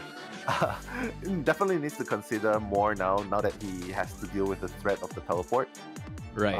The teleportation by the Priestess, right? But if you're a gamekeeper with a teleport, I guess that you're not really that scared after all. Like, okay, here's a global portal. I'll just drop a few traps here and there, and I shut down the shack. I shut down this area, and if someone happens to run here, well, free food. Right? Yeah, he's definitely scary, especially when he camps and he sets up his traps and just like locks off, like you said, the shack area, or at the end game he just puts a trap at the gate, so it just buys him more time. So seems like their last pick was the Psychologist on Hametsu's side, Kazuneko on his. Oh, hang on, Nell. It seems like we're not gonna see the Gamekeeper. We're gonna see the Anne come out. So interesting choice. I thought that we have been okay. I remember we watched even the qualifiers, and shout outs to Meow for bringing out Anne in maps that not necessarily benefit Anne, and he just made it work. How do you feel, Nell, about Anne on Lakeside? And I've always been an Anne main, right? I like Disciple a lot because of the ability to stun. Because I can't chase. It definitely helps a lot when you can stun the characters who are really kiting well. One cat latch, you stun, and that's it. You get that one hit on and makes them panic. So I like this. A lot of people regard it as a draw hunter, but in the hands of a seasoned hunter, even a draw hunter can turn into a 4K hunter. So yeah, we'll see how XC does this. But while we're looking at the spawn locations, pretty interesting. XC is not even gonna stand in between Mochi and Dolisu. So yeah, he's I wonder why. Block Hametu Cypher? Possibly, I guess so. But I'm just thinking, like, which target is he gonna chase first? Because Priestess and Big Bow, it's gonna be so hard to chase, right? So, if you were XC, which is the most viable target for you? Which food would you go for first? Chase after Mochi, waste his elbow pads, and depending on where he goes, you could easily shift towards Hametu or Kazuneko there. Or you could take the Nightmare route, go after the Priestess. Yeah. Some people want to see that. I see people in chat like, oh yeah, go for Fiona first. Let's see. If you're daring enough, you'd want to go for that. But you know what? Level changes are one of the weak spots of Anne because the cats can't really chase after someone going high or low. And with the priestess having portals there, it's going to be a little tough. However, you know what? This is XC, can make this one work. So once again, folks, Poch Spice and Mellow on the mic for this round 2 first half. Yeah, he's definitely forgetting about Fiona. He's like, yeah, I'm not gonna play this game with you. It doesn't matter if you have global portal set up in the later games. What matters is I want to find the first target, build up my presence, and then we'll go from there. And it seems like he's gonna find the punching bag. Psychologist 3 hits to give him a lot of presence. That's a lot of presence, man. Yeah, Oh, very.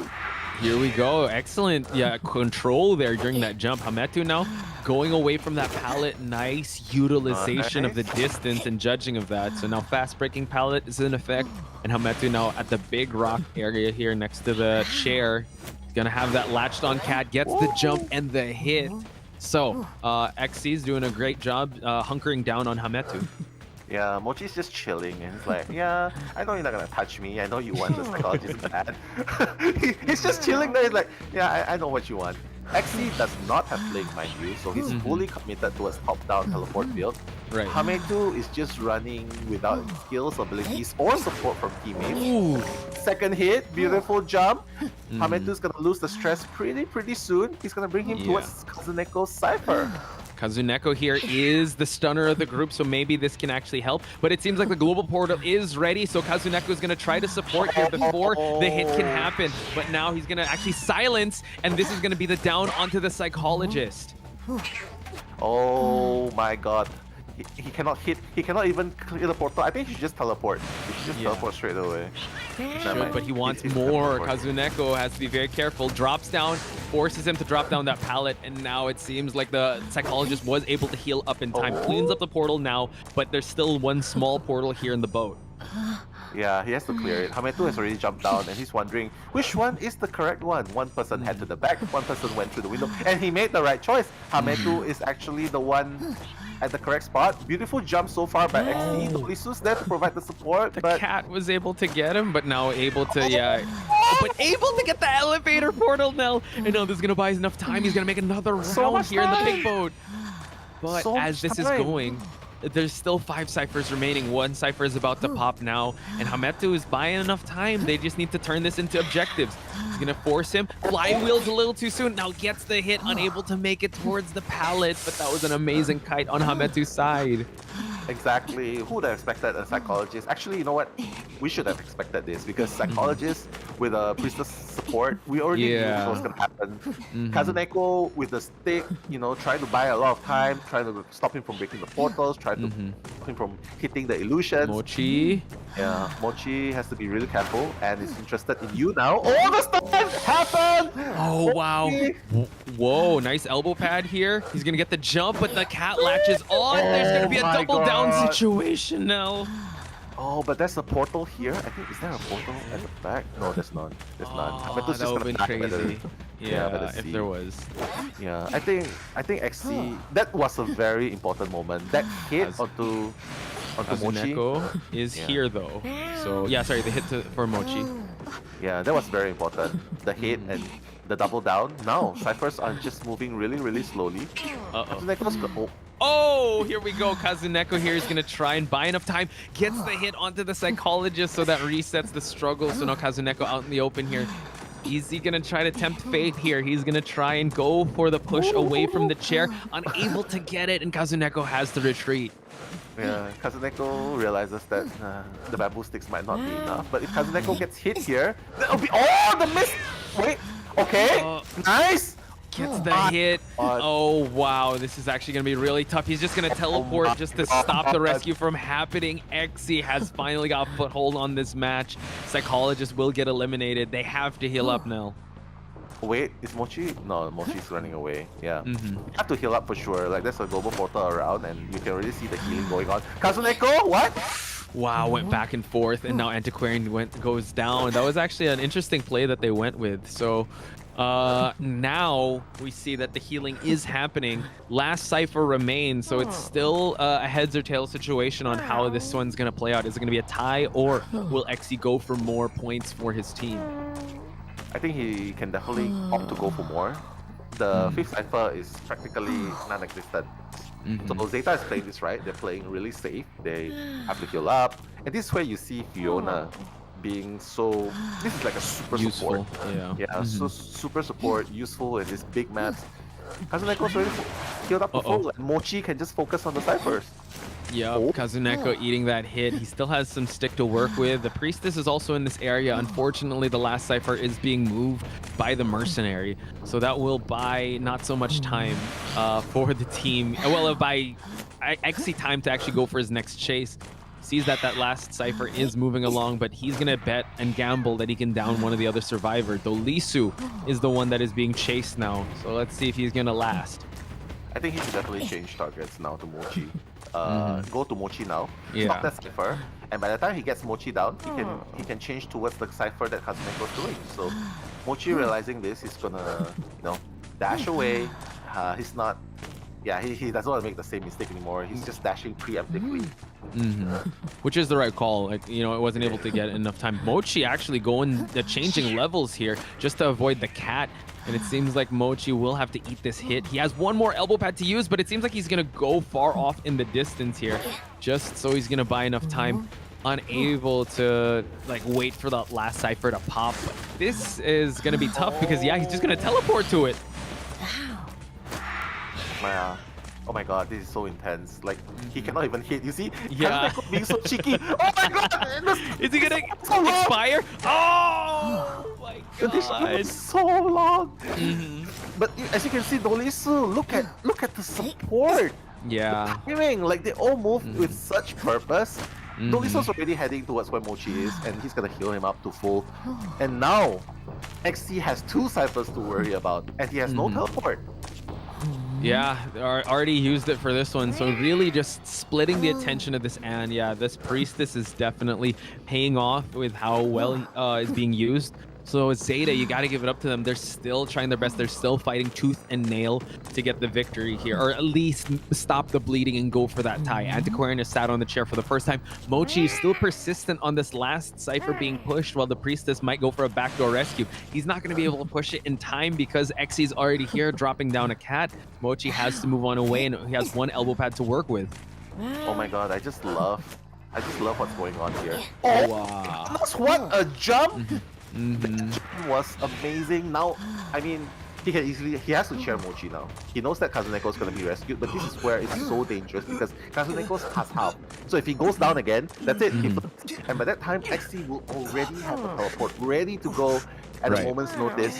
Dolisu's the only one making things happen here, but he only has 1 portal left with no global. So I'm not really sure how this is going to play out. But yeah.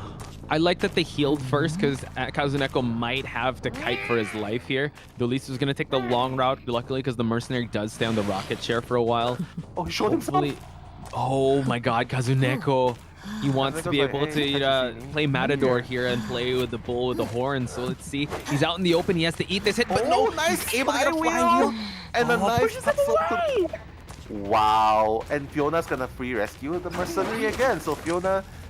rescuing duty, yeah, that one kid's gonna connect, but Fiona, I think MVP should be Fiona in this game. True. Keeps the supports. Oh my god.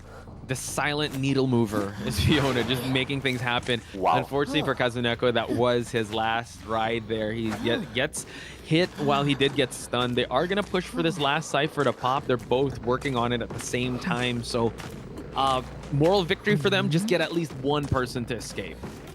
Yeah, more victory, 1 person escape. I think that's very doable. You go after the Mercenary, Priestess opens. Oh my god. Yeah, Priestess is going after the Priest. Oh my god. This might... Cat cancel? Oh no, cancel the ability! Oh no, able to get it! He flywheels the... Oh my god. Dolisu. What a call. What a god. Yeah. Oh my god, if and only if Mochi was at the exit gate already, the dungeon is actually here now, so he has to be very careful. Nice utilization of the portal, the elevator, just to avoid the cats. And now he's going to use the jump, but he changes levels once again. No, able to drop down, and he's going to stop the Mercenary from going for it. Oh, he teleports to the front gate. So Mercenary could definitely open up this back gate for them to get at least one escape. Yeah. I think that was a little too fast, the teleport. But then again, there's if you want to teleport to the front gate, right? The survivors would know that you are going to teleport to the front gate for sure. Right. Because if he teleports to the back gate, then it wouldn't be in time for him to come back and pick up the priestess. Yeah, pick up. So it's gonna be a down strategy. But what an intense match, Nell. And I know as a Disciple fan, you were excited to see a Disciple gameplay here, and XC definitely delivered on this matchup. For reals. And you see, and supposedly Thai Hunter getting a 3K, and it was almost a 4K. But beautiful placing though. Yeah. The priestess was so annoying in that map. So it was. Look at the back and forth. If you look at the post-match stats later on, I think you'll probably see like what, 5 heals, 6 heals, 4 or 5 rescues. That's like you shouldn't. That's not a person decoding. That's a moving ambulance. You know what I mean? Yeah, I like what you pointed out. Like moving with purpose, right? Exactly. I don't think we didn't see much of Dolisu in the Hunter cam, but on the lower left side, or if you look at the player cams, he was like carrying, he was moving different parts. He was definitely picking up survivors. He was setting up portals. He was definitely the unseen hand that was moving the tide of the survivors. So it honestly could have been a 4K, but the way they played that, I think a moral victory for them was just to get that one person escape, for them to kind of just stop the bleeding and stop the damage. And like you said, and known for being a Thai Hunter, okay, that's on paper, but in practice, XC, these players just operate on a different level and a different echelon from everyone else, that in this instance, he was able to make an and get a 3K in a huge map. And also the level change didn't mean much because he was still able to manage that from working. So congratulations to MRC getting the victory in this game. First decisive, well, not necessarily decisive, but like a 3-1 victory that we've seen so far. Yeah, but is it going to be enough against Alf? Because Alf is coming up next. So is this 3K, this 3-1 going to be enough against Zeta's Hunter up next? We're going to find out very, very soon. But hey, before that, let's continue to sing praises for the Disciple, because great map pressure. That's the only thing I can say. Great map pressure. The survivors moving with purpose from the very beginning. You don't see anyone giving free hits. Apart from that one incident where Mochi, it was a little bit too late, a little bit off with the timing. He got stunned while he was trying to pad. Other than that, everything was just played to perfection. It's just unfortunate that one mistake cost them a little bit more time in getting the ciphers done. It's kind of crazy how you think about that one instance where, yeah, you know what, that's just one mistake. We could kind of rebound from it. But in a big stage like this, with the stakes this high, that one mistake could be the hinge point for everything that could go on. And we can only, hindsight is 2020, and I'm sure like a lot of content creators and analysts out there would analyze that match, but that would definitely play into a role here. So you really have to be your best version of yourself if you want to gain the victory in this high level of a game. And considering this is Group A, the group of death, it's very scary that this is this is like how all the matches are going to go in this group stage. So I'm excited to see, like you said, Alf gracing the stage with his possibly his Geisha or possibly his other hunters. He also uses Bonbon in big maps too. Yeah, I mean, there's a lot of characters that Alf is really strong at. And as you can see, it really matters for them to go all out, even if it's right from the beginning, because only the top 2 teams from each group is going to move on to the finals, the top 8. So only 2 out of 5. So as you can see, the stake is really high. So unless if you have like a clear-cut consecutive win, or at least you have an advantage over the other teams, well, it's really hard to do that. Right. So Alf, I have to say, it's no walk in the park for Alf too. Like he has a lot of strong hunters, but in this team, against this team in Lakeside Village, you have to wonder how effective is his chase going to be. Right. Will he commit to the Geisha? Because you pointed out, right? He used a Geisha a whole lot more now. Yeah, so let's break down the hunters that he uses. So he did bring out Opera Singer once in the IJL finals or playoffs, because someone didn't ban it out. He used Geisha 8 times. He used Spider a couple of times, just twice at least. He uses Itakwa a lot also. That's his second most, aside from Geisha. Itakwa does come out, so the Night Watch, folks. Wax artists, yeah, Night Watch fans, like, hopefully we'll get to see him use that. He also has a Wax artist, Breaking Wheel once or twice. Bonbon is his third most used hunter in the IGL playoffs. Has a clown, and of course he has that Bloody Queen. Bloody Queen. But in order to get a 4K, right, Bloody Queen might not be the best option. Oh, for sure. Yeah. Yeah, might not be. He the needs best to play option. aggressive. Yeah, I would love to see a clown, but again, based on the matches I've seen clown in Lakeside, they usually go for the draw. So I'm gonna actually go with the Itakwa cult, or just the Night Watch, because his Night Watch has gained him a lot of victories. And I know that the meta has shifted towards Opera Singer, but maybe Alpha is here to remind us that Night Watch can be a problem. That's my, well, not really predict. That's what I want to see, because that's possibly the most effective hunter that he could use. How about you, Nell? You guys are hair twinning. You're twinning hairs right now with the color with Alpha. Right? With the blue, the shade of blue. Do you guys talk about this? Yeah, I think we sort of agreed on the color. Nice. Ash blue. So. Ash blue. There it is. I'm just kidding. But for reals, like, I would definitely love to see Itakwa. I would definitely love to see Geisha. I think that it's quite unfortunate is I won't be able to see the evil reptilian. Not yet. Let's see. Not yet, you know what? right? There's gonna be 10 days of this. We're bound to land on an evil reptilian here and there. And of course, you know what? All that's going on. They're getting ready. I just want to give a special shout out to someone in my Instagram tagging. Okay. Yeah, Let's it's go. Lumos Man. Oh, Lumos, yeah, shout out. Yeah, she's a really cool person. She is. She takes because we have this thing where we take screen caps of each other. I'm gonna roast Eli again. He takes the worst ones because it's like we're in the middle of yawning. Shout out to Eli. I love you, man, for doing that. But Lumos takes the best. I have to say.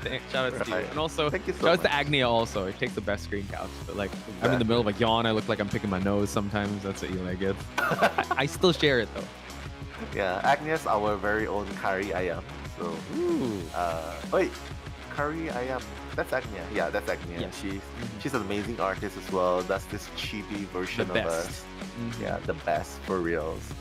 And she's our official designer as well for our community tournament, so IPA. So yeah, chat. It's Itakwa. I'm so sorry if I mispronounce it. Like, is Itakwa? Or just that's why I call it Night Watch, but Itakwa. Or I'm not sure. Itakwa. I don't know. Itakwa. Tomato. I apologize if I again if I mispronounce something or if we mispronounce something, let us know as well. Night Watch. I'm gonna stick with Night Watch, but the Itakwa. That's what I see in chat because they're big fans of the Night Watch. Oh yeah, Itaka. I like the igloo. Itaka. Personally pronounces it. Oh my god, are we taking phonetic lessons? Phonetic lessons. Thank you. Through chat. That's. Yeah. You know what? Itakwa. Oh my god, I'm doing that again. Xiaodi is like, okay. Xiaodi is probably thinking now, like, Itakwa, Itakwa. He's like, how do you pronounce it? But how do you pronounce it? I don't care how I play against it. I did see a lot of someone in chat saying, yeah, he was Night Watch was a menace upon release. And yeah, he was. I remember when we were covering tournaments where there was just like it was so hard to find a counter to him. And still, you know what? There's it's gonna be hard because of like the way you use the wind stock. It's really just outplaying him in terms of like playing with how you're where you are, so the wind tunnels don't get to you. But he's still, I mean, stunners, you can catch up to him. It's hard to kite him. I guess your best bet is like kiting him at the first onset before he gets full presence. But he's still definitely one of those hunters that could. It won't be surprising if any Night Watch could get a 4K because he's still very effective. Yeah, I mean he's always known to be very consistent as well. Keeping a cool head is very important. I'm actually very. I know this is just the first day of the stages. I can't wait to see how all these teams are gonna kit out, especially going into top 8. Because for starters, I can't wait to see Neopai right, from Team GH, going up against the Hunters on the international stage. Right. I can't wait to see how RD Dreams. Mad Eyes is going to do the fastest Mad Eyes alive. That's ridiculous. His Mad Eyes, guys, dreams turns into nightmares. If you see him. I know. Yeah, I don't know, man. It's like hand cam. We need a hand cam on that. Yeah, hand see cam how for that sure, goes. for sure. So I really want to see how. Sorry, I just want to point this out. They have 3 iPads for Zeta. Did you see that? Yeah. Probably needs a selfie stick to go with it too. I can't even get one. But yeah, that's at Zeta, Win, Alfred, and then another one. So shout outs to the Zeta fans that are there on location. Also a lot of Zeta fans in the chat. Can we see some cats once again? Let's take some attendance. I want to see some cat emojis. I want to see some dog emojis for Zeta and MRC. And MRC, the big dogs, they're winning, guys. They're winning at this point. So the survivors need to solidify XC's amazing and performance in this next half. Yeah. And you know what? I just love that they have these hand creams for the players. I don't think that's cream. I think that's powder. Hand powders. Okay. Yeah. And I think it's because I get sweaty pasmado. It's like you get sweaty in the hands, so it kind of messes with the game. Well, a lot of cats turning up. A lot of cat lovers. There we go. Rooting for Zeta, but we also see some Diamond Dogs. I see it. I see the ninja wizard man with foxes. So I think are foxes dogs, or they're part of the feline family, right? Or no, sorry, are they part of the canine family? I'm not sure. I'm not sure too. I mean, I've seen them in Naruto, but I've Fox and Hound. I've seen them in Zootopia. They're very wily. Exactly. I mean, I don't know, man. I don't think they are of the same species, even if you try to treat them the same. Yeah, but they're I know they're rabid. They're wild. I don't think you can tame them. So. Is that what you learned in Naruto as well? I think you can tame them after you get bitten and roughed up a bit. Oh, really? But I don't know, man. I mean, do you see those TikToks and YouTube shorts where there's this people bringing back wild animals, wild deer, wild lion cubs, and then when they go up and then they don't attack, they don't eat them. Yeah, because they've been domesticated. Yeah, I've seen those. I don't know. I just feel like those are the good days because like their animal instincts might kick in too because it's kind of scary. Like it is. I get scared with the bears because I mean those bears are huge, and then if you're like they're just cuddling with it, like you need to be very careful with wild animals, folks. So, yeah. That's true. That's true. Public service announcement. Yeah. Can you actually domesticate these wild animals? I'm not sure. I'm curious. I mean, I've seen people. In Malaysia, right? Like at my place, I've seen people try to domesticate snakes. Wow. People, Oh yeah, you're not a fan of lizards, right? I don't like lizards. Yeah. Just lizards, not reptiles. Crocodiles too. Reptiles in general. Okay. That's kind of scary. Crocodile hunter Steve Irwin, probably in Malaysia. They have like 3 crocodiles living in their pit well or whatever they constructed for them in their homes. Is this a neighbor of yours? Because that's kind of scary. No, please take care of your dogs. Like, don't make them go out at night because the crocodiles might be loose. I'm so scared, but these are the things that I have to face on a daily basis. Yeah. But yeah, Idia Shroud does say that looking forward. She said she's looking forward to FT, so that is a match that we are also looking forward to seeing. Hopefully, FT will be ready for that Dreams matchup. Hanako is also here. Just a Girl also. Chill is with us. Blanche P. See a lot of Steve Irwin, Australian ancient. Fart. Her name's Fart. Yeah. All right, with the dog emoji. Shout out to you. Taewoo's here as well. Airy. Shout out to Airy. I see you in chat as well. Yeah. And Dr. Dubs. Yeah. So shout out to each and every one of you. And we're just waiting for the match to begin while talking shop on foxes and cats and whatnot. And speaking of alligators. Did you notice your dog's fart? Did you notice your dog fart? I mean, you notice it when you smell it. Yeah, it's pretty apparent when they do. Oh. Do you notice when yours fart, or you don't smell it? I noticed my dog sneeze. Okay. Actually, like humans. I'm like, oh, okay. Do you say bless you? Bless you. No, I didn't. But they sneeze, and I got curious, and like, okay, dogs do sneeze, and they sneeze like humans. They do. They Yeah. definitely do. Yeah. Because my dogs are like the protein-based diet, so it's like when they fart, it really smells bad. So anyway, shout outs to Fart on chat, and shout outs to the dogs that are farting. We're gonna head on over to the match now. We're done talking about different stuff. We're talking about how this one's gonna play out, and hopefully Alf has a strategy to fight back here in this competition. Yeah. Hopefully that strategy involves a few incantations, Sorry, movements. I just saw Reverie here. Oh, my dog's farts, and she actually gets surprised by it. That happens to me sometimes too. I'm like, oh, that was really loud. Oh no.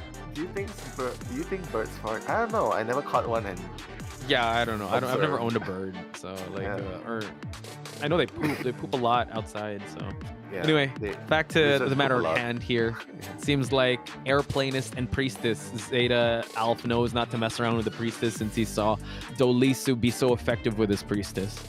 Yeah, take away the aeroplanes too. It's very annoying to play against. It's a good kiter, and it's also a good rescuer as well.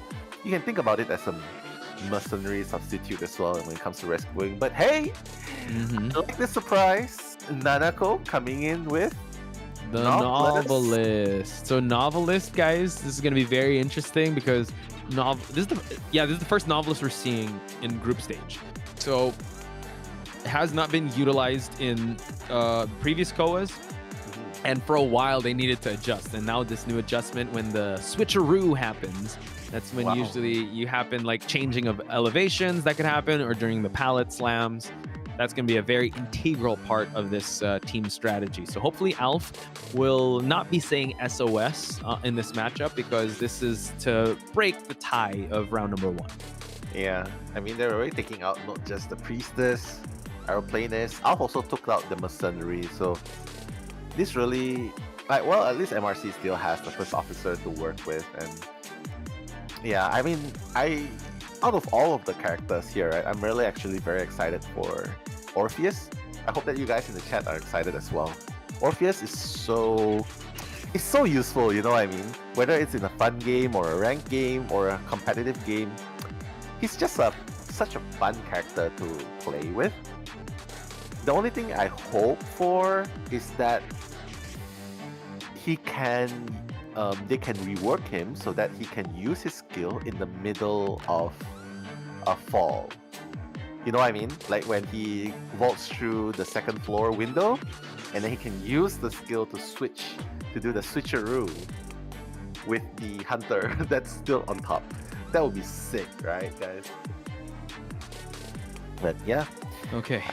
I mean, I was just talking with the chat, and just saying that wouldn't it be sick if Orpheus can perform his switcheroo in the middle of a free fall? Oh, that'd be crazy. Right? Yeah, that'd be From the wild. second floor, Phew! Okay, Hunter's like, why am I falling? Yeah, it's like that dream where you're falling. Oh, the hunters be like, oh no, I'm falling. Okay, and then That's wake crazy. up like, wait, did I jump? No, I didn't. And you start Why questioning did this happen to me? Oh my god, like during a free fall. Or it wouldn't be crazy if like he's interacting with the tram, then he does the switcheroo, and now it's the hunter that's sent in the tram or the coaster, and then he just says sayonara. So that's gonna be crazy. Yeah. Or here's a strategy you could use. You know that you're about to get hit, right? Or you know you're about to get hit. You run all the way towards the river and you just stare at the hunter. If the hunter decides to walk into the sea, you just do the switcheroo, Switch, and then the you're hunter out. is like, oh my god, I'm in the sea. I'm wet. No, why? No. That'll be my shoes. Oh no, My pain. shoes. Oh no. These are Jimmy Choo's, mind you. Why- Wow. the wax artist with Jimmy Choo's. That's gonna be crazy. So it seems like, yeah, chat, he's going to allow the Seer to come out and bans the Embalmer because he does not want to play for a tie. And kind of interesting development. We did mention that he does have a Wax Artist. So he's going to go with the Wax Artist to try and shoot for more than just a tie, because he wants to be able to get at least a 3-person elimination just for him to continue on. And, you know, Wax Artist has been one of the mainstays in competitive, like when it comes to stability. And last year, as Eli would dub it, the cracked artist. Not as Correct. menacing, Alright. but still very effective. Yeah, very effective in blocking ciphers. Very effective in blocking windows, pallets. Like, hey, I can't use it anymore. So, I mean, I don't know, man. It feels like he's still very strong, especially in certain situations. But I feel like MRC Survivor is still very strong. Like, for example, Patient. You can easily hook away. First Officer, the hypnotism is going to it's going to divert a little bit. Yeah, it's going to be hard for him to pinpoint exactly. And even Orpheus as well. Like, you think that you're about to get stunned. You think you're about to get stunned. You do the switcheroo, and all of a sudden, you're in a safe spot, right? So I feel like a lot can be done here. Alf has a lot of work cut out for him, and not to mention, he brought a 3/6 peeper. In a huge map like this. This is going to be interesting. So he's not going to play with the teleport. But what we can tell you now, guys, is that your commentators for this match is Potch Spice and Nello Mello. Already, we see Alf blocking out the window here, and Xiao D is going to be the first one to take this kite. Yeah, Xiao D on the Seer, very susceptible in this situation. Oh my god, 100%? Just gets the hit. No, I don't think he had the owl yet. Yeah, it wasn't done yet. We're in the 30-second mark of this match. So Xiao D playing the mind games here, not jumping too early. Alf is going to play the mind games here. He's not unable to block it just now. The Alf is already online for Xiao D to use. But yeah, peepers on a map like this is very interesting. If Xiao D just contains him in this area, it's going to be hard for him to roam around. That's true.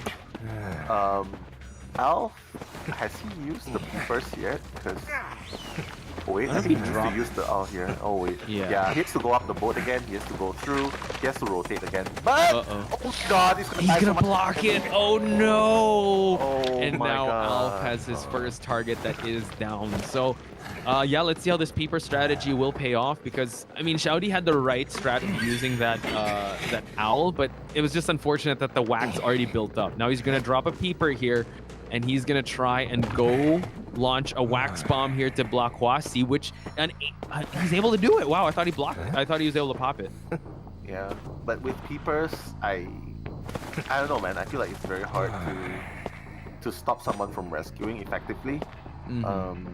Like Xiao X, he can just easily just come in, rescue. Is the idea to rescue at full blood? I'm not really sure. Wow, they're gonna attempt it. Okay, so I think they just want to go for. Oh, he drops a peeper there, and he's gonna spot him out. Yeah, he's gonna spot him out now.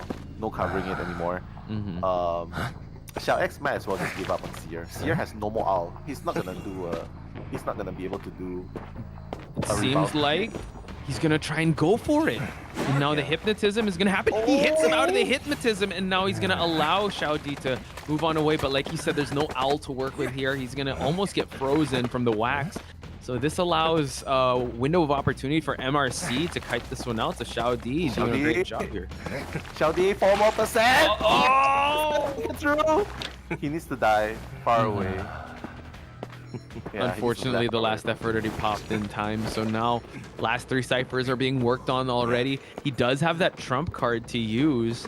But yeah, it just seems like the peepers haven't seen its full effect just yet, because we've only seen him just put a peeper on a chair. He hasn't used peepers for cipher camp. So now Alf is making his rotations. The hard thing about Wax Artist, he doesn't have the gift of mobility, but his chase is excellent.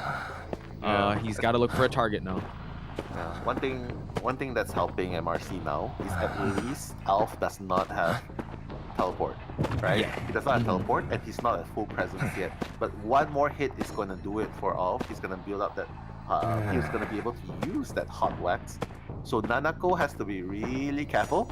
Tiptoeing. I like this, man. He's tiptoeing. He's being really calm. The peeper did not spot him out. Alf knows someone is here. The Nidus is here. But after 2 peepers, where is the survivor? He knows that he's not in the spot anymore. Wow.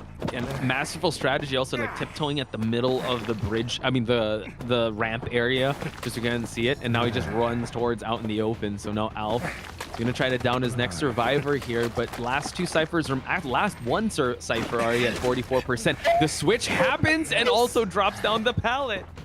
Beautiful stuff going in here. Fortunately, he did not have a lot of wax on him, right? Huasi trying to tempt fate, trying to go and decode the cipher, it seems, but I don't think he should really be in this area anymore. Yeah. But hey, RC can afford this because they still have like a lot of. Oh, that was unfortunate, Nell. He tried to go for the hook, but the 100% wax was able to cancel it out, and now he's on cooldown. He's inside the boat area. He needs to buy enough time for his team to be able to get that last cipher primed and ready. He's going to use the hook, unable to shoot out, and that is actually a traffic jam situation. Huasi gets knocked down. Oh my god. That was very, very unfortunate. He had the right idea, but unfortunately the execution landed him in front of the wall, and that's his worst enemy so far. Nanako is in the vicinity. Alf, he cannot stop the last cipher. The wax will reach, right? Wait, I think he has to move on a little further there, able to block it, and he gets the rescue. He's able to get it. Wow, first officer gets hit by the wax. So yeah, a lot of people in the chat also are like, they're waiting for the keepers to be effective, but it seems like, you know, Alf is just chasing on foot here.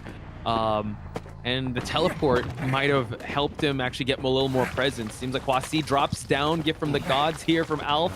Can he down Alf in time? We do see Nanako also in the mix here, gaining that that switcheroo ability. Yeah, switcheroo ability. But here's the hot wax, right? Has to be really careful. Okay, they're not popping. Smart decision. So Novelist is probably gonna try at least make it for one rescue. If they can get a draw here, MRC wins. Right. So Alf has a lot to do here. He cannot drop keepers as well, because if he drops it, he needs the ability. Yeah, that's very unfortunate. Forces attack recovery. Gonna go for the wax here. He's saved up enough here for go for a double wax bomb. Let's see. He needs to continue on the pressure onto the patient here. Almost there at 93%. It's gonna be tough.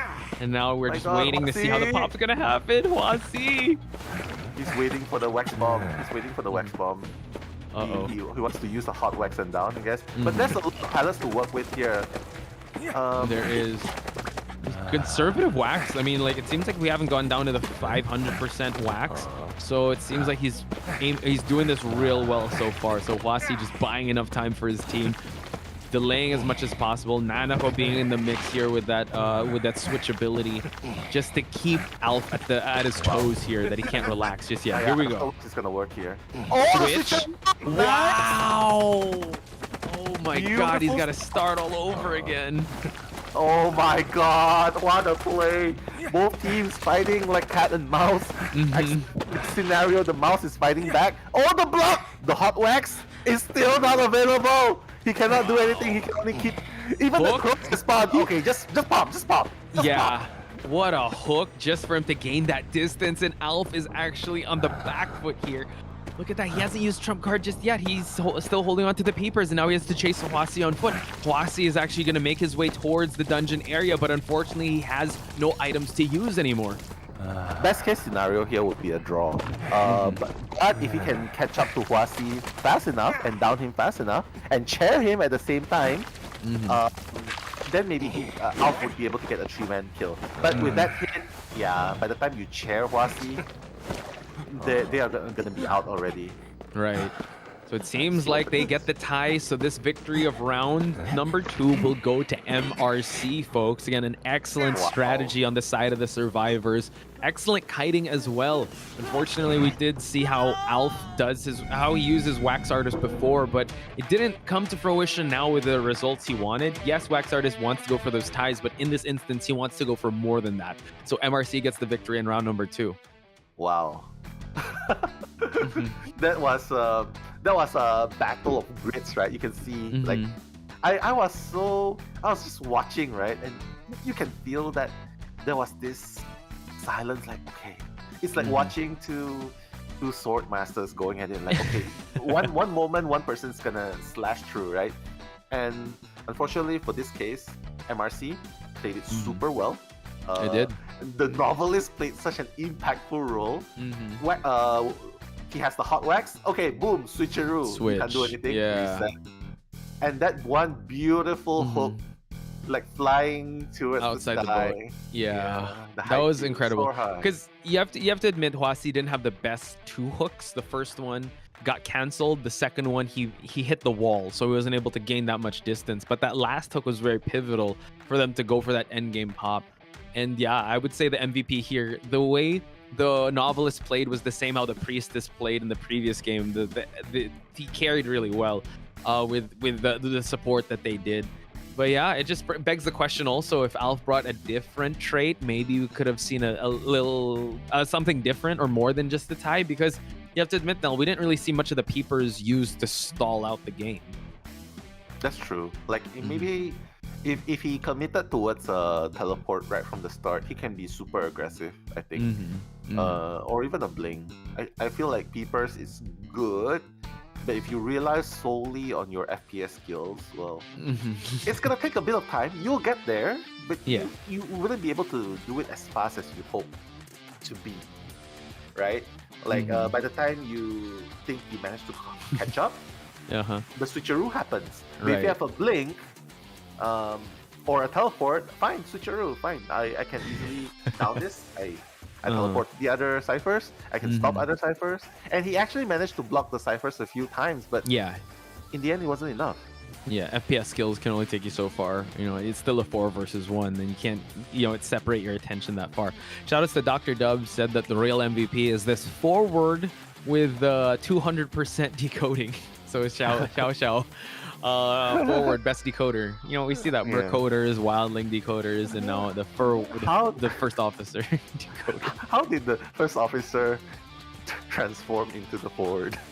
Oh, sorry, my bad. My bad. Forward. First officer.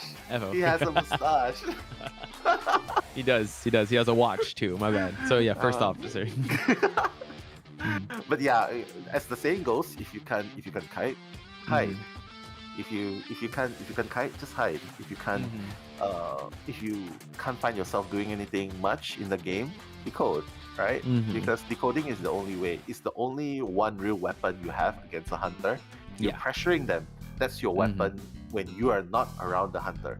Yeah, because if the hunter sees like, hey, 3 ciphers remaining, 1 person's out, everyone's injured, he'll probably be like, yeah, less pressure. I can. But in this case, MRC was rushing the ciphers so well despite getting blocked a few times. Yeah. And Alf, in the end, couldn't really do anything. Not with peepers, at least. Yeah, it was a little unfortunate. Before we continue that thought, I just want to give a shout out to The Boy Is Mine, because The Boy Is Mine asked for a shout out. I like that you brought up, ciphers is the only way to counter hunters, because if you think about it, hunters' game is to deplete the survivors' resources, right? Well, the hunter's only or main lifeline or resource is time. And if you're able to attack the ciphers and attack the time you spend in the game, then you're already effectively attacking the hunter. Because the longer you stay in the game, there are hunters that want to stall out the game for as long as you can. For survivors, the faster you're able to get out and stop the game from continuing, the better, because your resources are finite. So you know what, Alf did have that stalling tactic with the wax, and I guess he wanted to go for more vision, and peepers do slow down decoding. But maybe the proper or the right move would have been go aggressive, go teleport, since this is a huge map. And I would have to say this was a little unfortunate on their side, because this was the map that they selected, since MRC did pick Leo's memory. That's true. Yeah, but you know what? Before that, shoutouts to Minion Cat. Minion Cat. Yeah. And Acrobat as well. We see you in the chat. So shoutouts to everyone who has actually been here since the beginning as well. So hope you guys rehydrate. Like what Horton Hines, the celebrity, the water celebrity. So while you guys hydrate, let's check out the highlights of round number 2.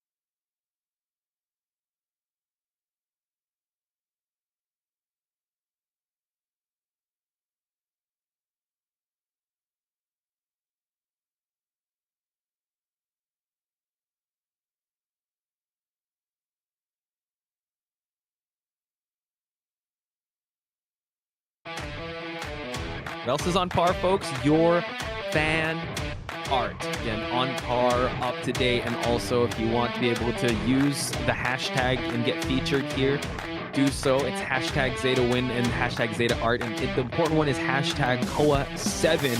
Again, this is Kazuneko. He is known as the Stunner. He does have a battery, he has a forward, has an antiquarian. And shoutouts to @Caillou_412. Wish I could read kanji or just language. I'm pretty sure they're just giving their support for Kazuneko. Exactly, and support is what we are all looking for, especially the teams here. Encouragements definitely can bring you a long way. And speaking of shoutouts as well, shoutouts to Tiki Miles. Please shout out Tiki Mills, shout out Clan and Millie. We're huge fans. Shout out to you both. So hope you guys are having a fun time. And yes, Moon, you can get a shout out. Shout outs to you. Blanche P was asking if I could give my opinion on Wax Artist. I think it's a very interesting hunter, especially since, we did have Axe Boy as like the FPS like type of hunter. This one, like, you really have to aim, and it's really cool that you're able to do that. So interesting variety. So I like Wax Artist being involved, and I like also commentating Wax Artist matches. So that was a treat. Unfortunately, it didn't go in Alp's favor. So hopefully you Zeta fans out there can give them that big support that they need here, especially with this fan sign of Kazuneko. Yeah, exactly. Shout outs to you, Moon, as well. We try to give out shout outs as much as we can. And of course, I main Fiona as well. Shout outs to you as well. And shout outs to Minion Cats, Tony Yao Hands. Okay. Tony Hands. Yeah, for reals. And guys, please do, if you haven't, please do follow us on Instagram, because if you have needs or shoutouts you want to do, we definitely will be doing it throughout the duration of COA. So again, it's Spicy Posh. And Nello the World. And Nello the World, or Nell on Instagram. So we'll also ask for your, what we should do also? We should have polls out and predictions, right? Could you put a story out for the next couple matches also? So we'll possibly do that on the coming days, and we'll ask for your predictions as well. So we'll refer to it on IG stories. Let us know who you think is gonna win this next match, or so we'll have an audience prediction. Because yes, there is one also individually in the game, and also we could do it in chat. But I think in IG stories, we can also refer to that if you're able to put between RD and FT, who's gonna win. So definitely, so a little more interaction we can get from IG stories. Sure. I think that's a great idea. So hopefully you guys will stay tuned. And I see Giselle again. Oh my god, Nello and Posh, I'm a big fan. And you new. Windows of Opportunity gang, Giselle, let's go. Exactly. Let's go. But again, to answer Chocho as well, and answer Chocho, what am I saying? Coco as well. Why isn't Chocho casting? She's on a vacation, but you'll see her very, very soon during the finals. Yeah. Yes, you will. So give her some love also. Again, she's dearly missed.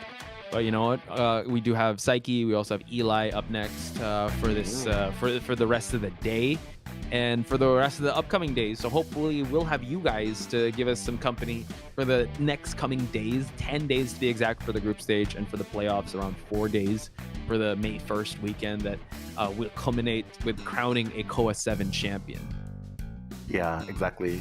A lot is at stake. Fight for the glory, fight for the prize money. And most of all, if you go to the grand finals, you get to ride in a limousine. So that is the important part, right? That's the important part, limousine. I haven't gotten one before. Have you gotten one before? When I went to prom, one of my friends rented a limousine out. So it was cool, but it was okay. I think I hyped it up in my head too much. But if you're able to do that for Identity 5, I think that's definitely an experience that you want to get. So hopefully the winners ride in and styling and profiling while they ride in the limousine. And potentially last match that we're going to see, or game we're going to see between MRC and Zeta. And MRC chooses to go into the town, the ever-sleeping town. I love this town. I love this map because of the tram factor. That's the X factor, yeah. Exactly. And shout outs to Anonymous Assassin as well. I yearn for your love and attention. Wow. Yeah, plenty of attention and love going on here, not just one-on-one, but to everyone as well. So hope you guys continue to stay tuned. Again, this is only the first matchup of the day. And again, it's me. Those of you just tuned in, it's me, Mellow, and Posh Spice. Do follow us on our socials. We do post updates and, of course, your support messages and memes. Definitely. We should come up. I mean, I know Nell's also good with the memes. I remember when you had that. Oh, was that we had that like a watch party and had that I was like, I think I was on a chair and you were like the clown. I remember like you changed their faces. So good. And the Will brothers, Chocho was the one at the bottom. She's the carry. She's carrying us. Yeah, she carries guys, us if you haven't met Chocho, she's the tallest among us. She's the tallest, for real. Yeah, she's taller than Eli. We need chairs, you know. We need chairs to stand up. Yeah, for reals. Thank you for tagging Agnia, tagging us on Insta Story. I'm gonna add that to my story right now. My phone's charging, so I'll check that out later. So again, if for those of you just joining us now, we are in the middle of the first game in the Group of Death. This is the group that is filled with IVL teams. I believe it is 4 IVL teams and 1 IJL team, which is ZETA. So this is dubbed as the Group of Death because there is it's gonna be a bloodbath to see who is gonna make it out here. I think this is the hardest one to predict. Group B is labeled as the Group of Hope because this is where the only team I believe that is part of a franchise or part of like a league is Team RC. So RD is there, Omni, HHDG, which is again a big underdog team because they made it in the qualifiers without being a professionalized team, and also Team FT. So I'm excited to see Group B's match between FT versus RD. That's the third match, as Nell pointed out. So yeah, in Group C and D follow up. So yeah, Nell. For reals, it can be anyone's game at this point, especially in Group B. But that's where all the fun comes in, right? Like, hey, you got different play styles, you got different teams with different styles, and as well as different brackets. So luck is also an important factor, right? True. The draw, the lucky draw. Luck of the draw. True. I never win anything from the lucky draw. Dude, yeah, don't get me started with that. I'm with lucky guy. I always get syringe. I'm not the luckiest guy here. But we are lucky in terms of being. We are lucky in terms of being in this position to watch the games and also talk to you guys, chat. So thank you so much again for joining us. Yeah, and as Nell was pointing out, on our socials, just tag us in any memes that you want if you want to interact with us. Nell, actually, if you want to do stories now, I'll refer back to it. Tag me in your stories too if you're gonna put predictions on the matches that we have for today, and then we could reference it throughout the day on what transpires in this first day of the group stage.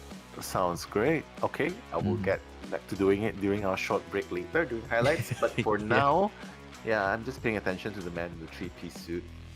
It's a 3-piece, man. We gotta suit up when we see each other live. Yeah, when we go to Japan or China one day for sure. Yeah, for sure. Are we ending AIA-ish? Is asking. So are we gonna answer that? Are we ending? Oh, we never begin. We never begin. An ending is just another form of a beginning. I don't know how. That's very philosophical, but thank you for the question. I don't know. Are we ending? But we never begin. Oh my god, that's so. Just kidding. But yeah, Moon wants another shout out, and that's exactly what you're gonna get. Yeah, shout out to the Moon. Yeah. Please do tag us for sure, especially on socials, because we definitely love to repost your shout outs, your posts, your work. We definitely love that. And please don't be shy. We're just professional fans here. Sharing mics, sharing the enjoyment with all of you guys. Yeah. And it does give us that spike of energy too, knowing that you guys come up with memes or you guys want to, engage in the conversation and also talk strat, talk meta with us when it comes to the picks and bans here, because right now more than ever, Alf definitely needs your support because a lot is hinging on this next game. He needs to be able to win this. Can't afford any more ties for his team to be able to get the victory here. And the bans of the opera singer and the Naiad come out. So Alf still has a lot to work with here. It just depends on what would be the best possible tool for him to get a round half victory for his team. Yeah, this is really hard though, because MRC, all they need to do is just get a draw, right? Or get a draw and then that's it. They win the first match of the day. But for ZETA, I would say it's still very comebackable. Especially since the score difference wasn't exactly that huge. It's 5-3, if I remember correctly. 3-1-5. Yeah, Yes. my math is mathing for the It's moment. mathing. Yay. 5-3. So Alf, basically, it's very comebackable. It all depends on him. And again, it always comes back to the same phrase. It all depends on him right now in the first half, right? Of round 3. You get anything less than a tie, your survivor team is gonna have to work extra time, have to work extra hard. For sure. Yeah, a lot of people are wondering, oh, Alf with banning out the Naiad. That's a respect ban, I believe, and I think it's also playing to their strategy here because, you know, Naiad, you know, setting out those puddles, you can't really tight kite or stay there. I think they would kind of want to harass or just get ready for his other potential hunters. And yeah, it seems like they want to use Gravekeeper because their main rescuers are actually... Oh, well, his Mercenaries ban, First Officer, I believe, is still up for grabs, but they opt to go for Gravekeeper here. So maybe they just want to negate Alpha's Breaking Wheel also, picking his Gravekeeper. Yeah, I was thinking about that too. Gravekeeper. But if you have a Gravekeeper, well, Barmaid's not going to do very well against him, right? So Right. Yeah, that's going to be a bit of a problem. But hey, as long as the first kite is really good and Breaking Wheel is starved of its presence, as long as he doesn't have that extended spike as well, it's going to be super hard for him to hit someone, right? You can literally just run circles around him, like the invisible merry-go-round. You can just literally do that.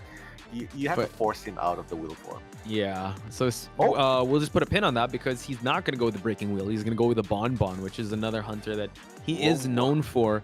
But in a huge map like this, I really want to see a more aggressive trait that he'll bring out, just so he doesn't fall prey to the previous strategy of like having to force to walk his hunter all the way from different parts of this map. We do know he's like a masterful or like a maestro with this Bonbon. However, we do have like an aeroplanist that could just jet on up. You do have, you know, a harasser and Nanako with the Antiquarian. You have a stable rescuer, I'd have to say, with the Gravekeeper, but you can get bombed out. And the Barmaid is going to have a tough time, especially when the chip damage comes in and she's still healing up. Yeah, it's a pretty good counter to this lineup, right? You get hit with the Antiquarian disarm, you still have your bombs to work with. The Grave, the shovel basically gets countered by the bomb as well. The Dublin doesn't really do much as well, especially if you get hit by the chip damage. But you know what? First half of the round number 3, we are gonna Chewlicious. Yeah, I'm gonna say Chewlicious is please bring teleport, and that Alf is listening, guys. He did bring that teleport.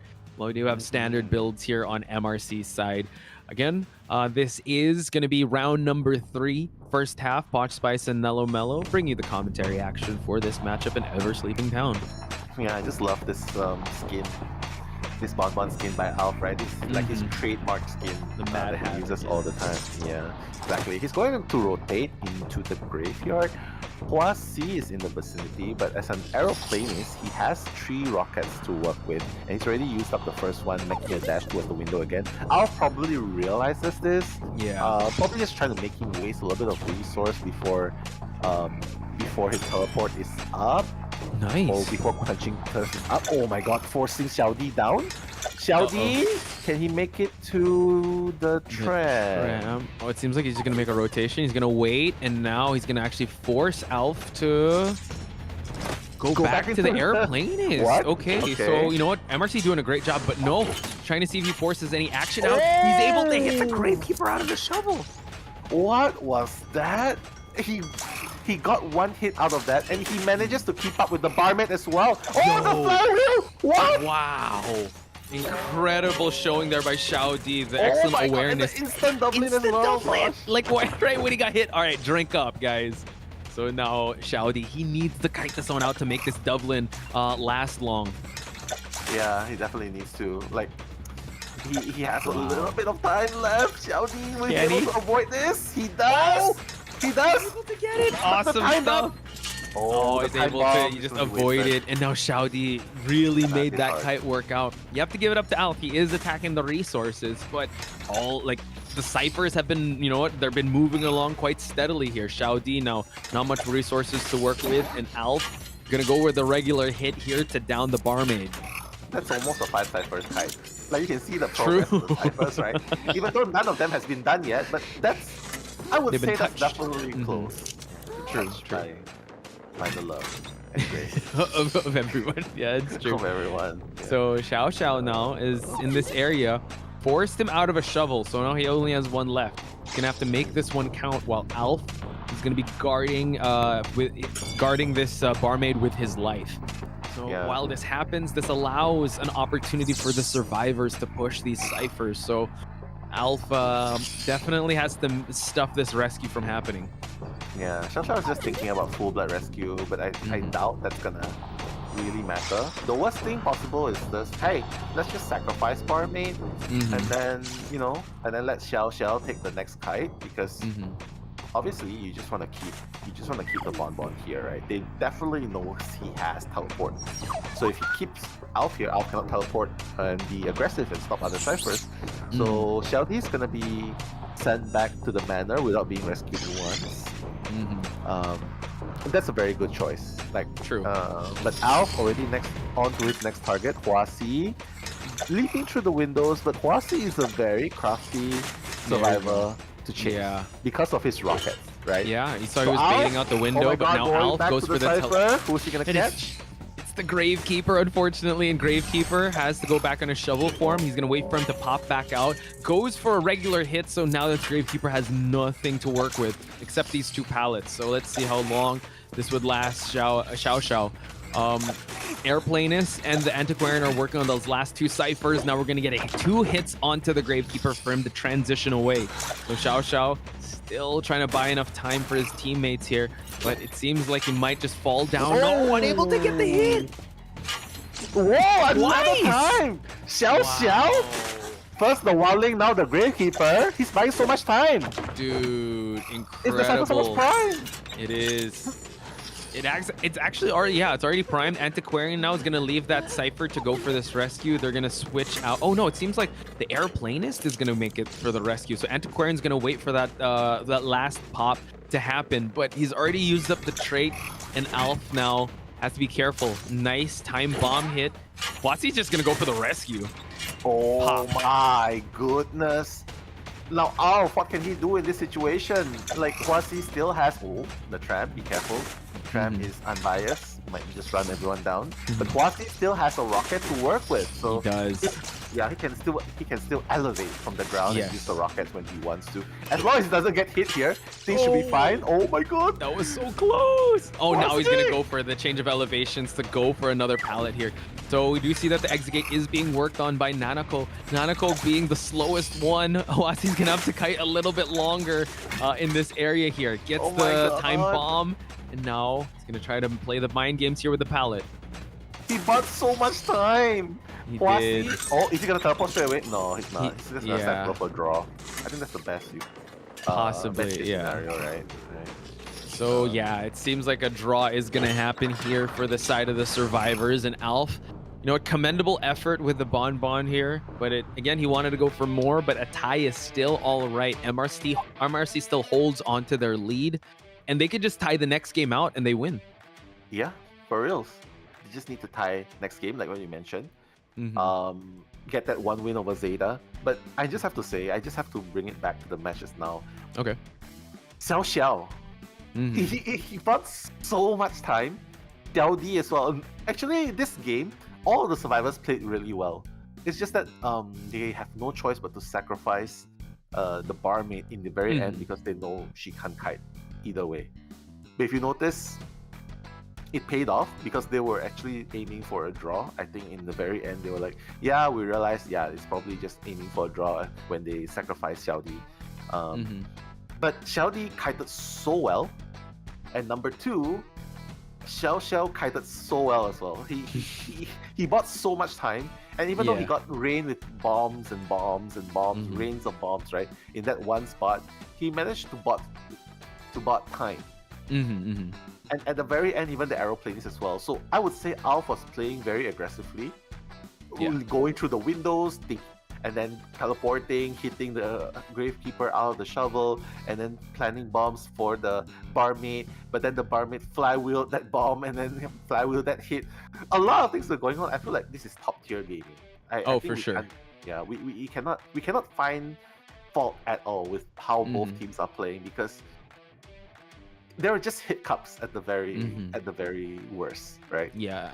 And I like that you pointed that out, like when they kind of manage the risk and reward situation of rescuing that barmaid, because Xiaodi did have a good kite. The Dublin did work out, but I think assessing the situation, yes, she won't be much of use even if she has tide turner, because there's not much rebound potential that you can do with a barmaid with no drinks to work with.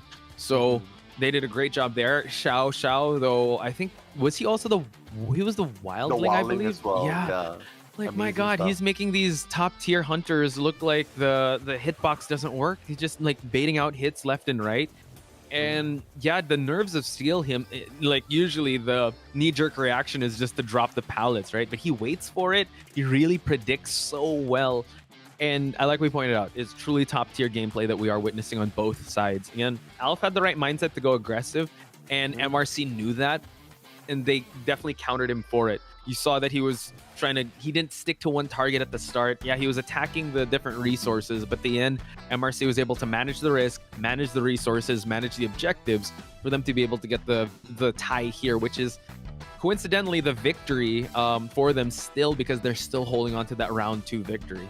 Yeah, you can see for yourself the scoreboard as well, right? A draw in round number 1, round number 2 went to our MRC, round 3 is still being decided, so it's technically still anyone's game. Yes, because correct. As long as they don't let XC draw, we might even go to a best of 4. We could. You know what I mean?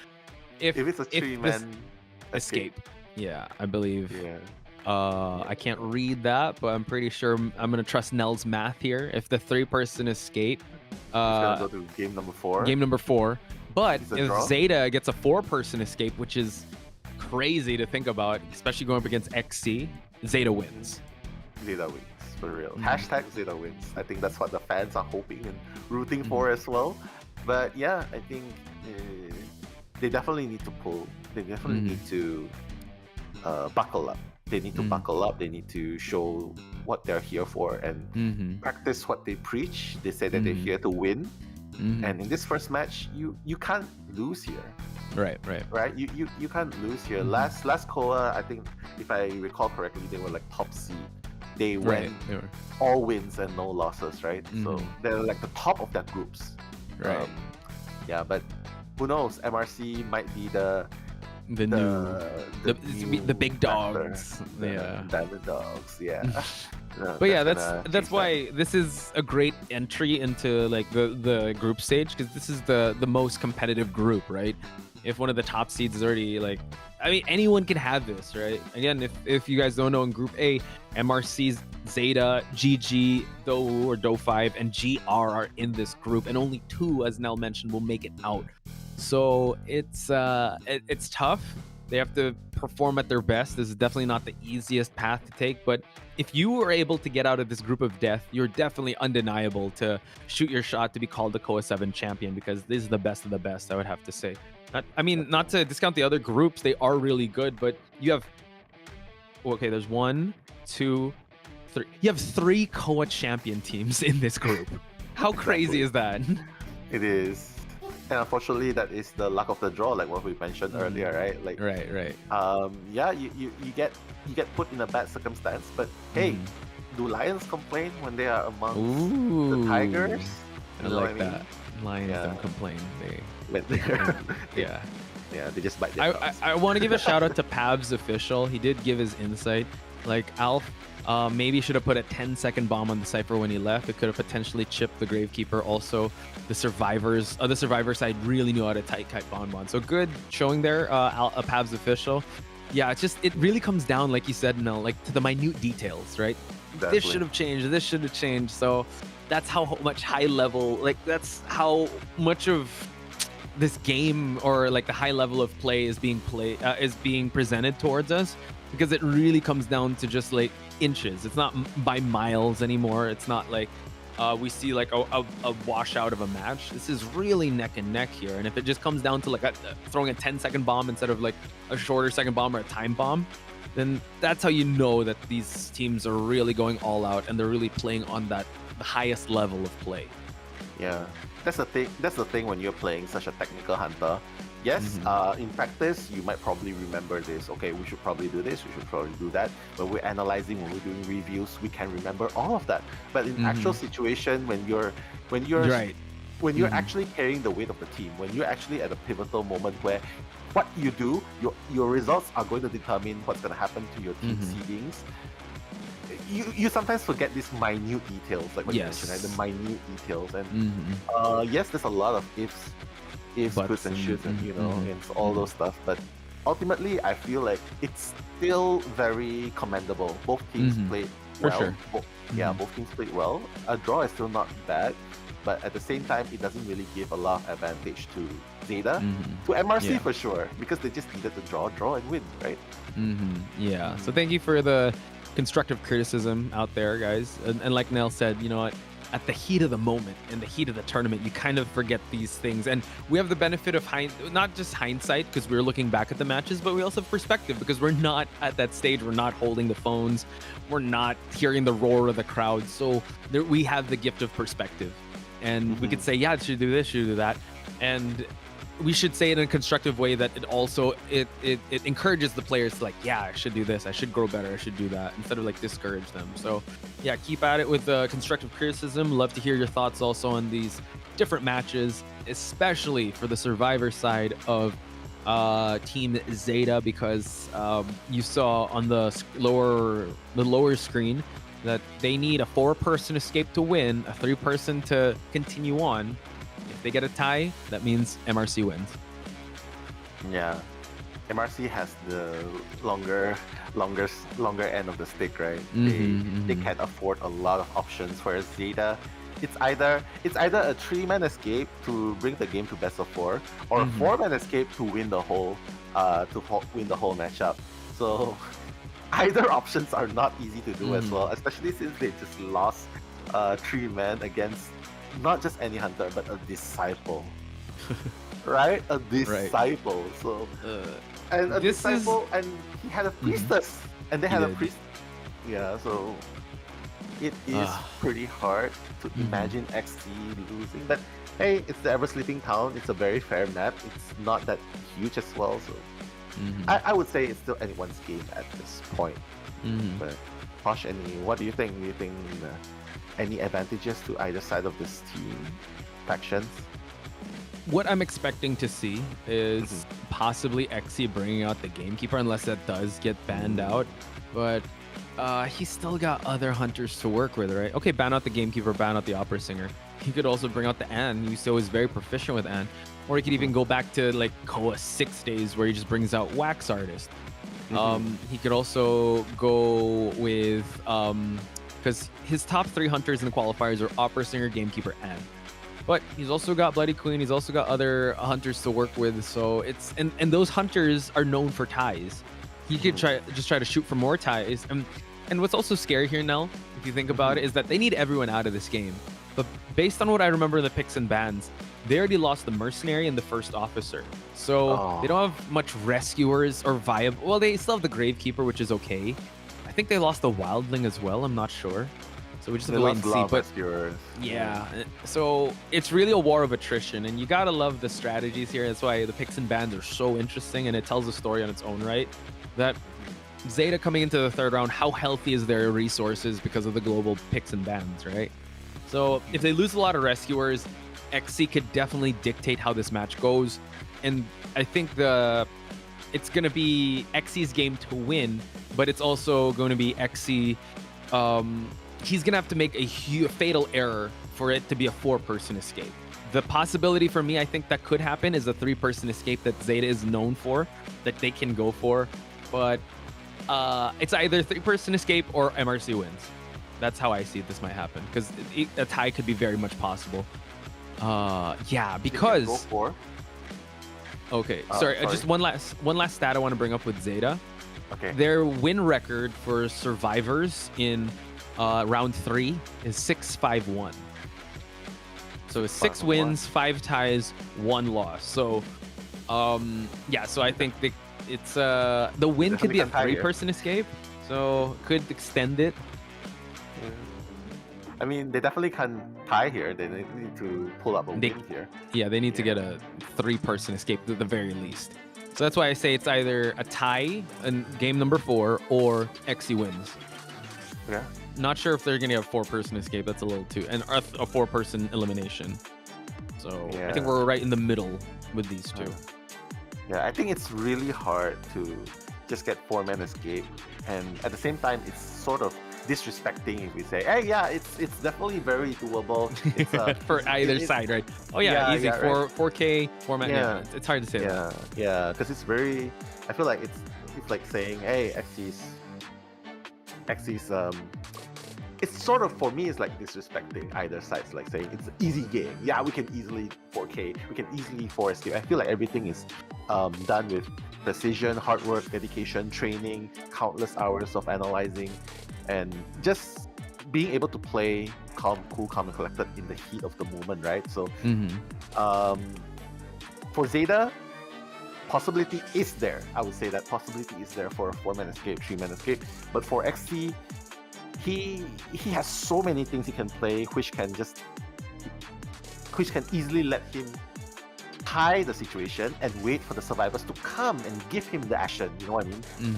Yeah, like for Aus Bonbon, there was not a lot of people giving him the action, which is why you see he ended up with a tie. But with XC, if the survivors want to get a 4 escape, they need to give him action, and that's where XC can capitalize. Definitely shine. Look at the firepower, sir. The firepower. Oh my god.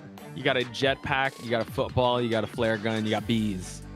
It's a lot to worry about, and you got traps and a hook to worry about on XC's side.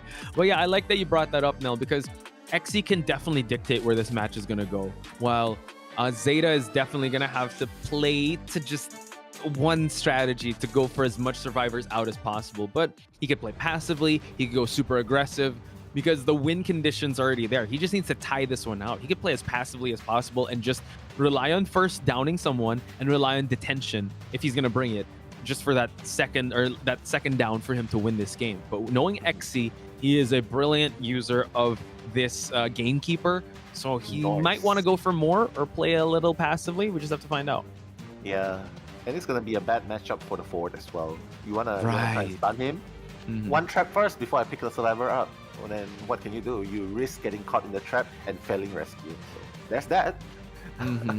Excitement to counter all the firepower here, Nell. So again, he's gonna play defensively because he knows he just needs to get a tie game here. So that's he's gonna have to hold on to that and see when he's gonna use it optimally. But here we have it, folks. ZETA, is this their last stand up against MRC in this map? We're gonna find out. Once again, Nello Mello and Potch Spice at your service for this potentially last match of this first Group A matchup. Yeah, I just love this skin, Molten Hound.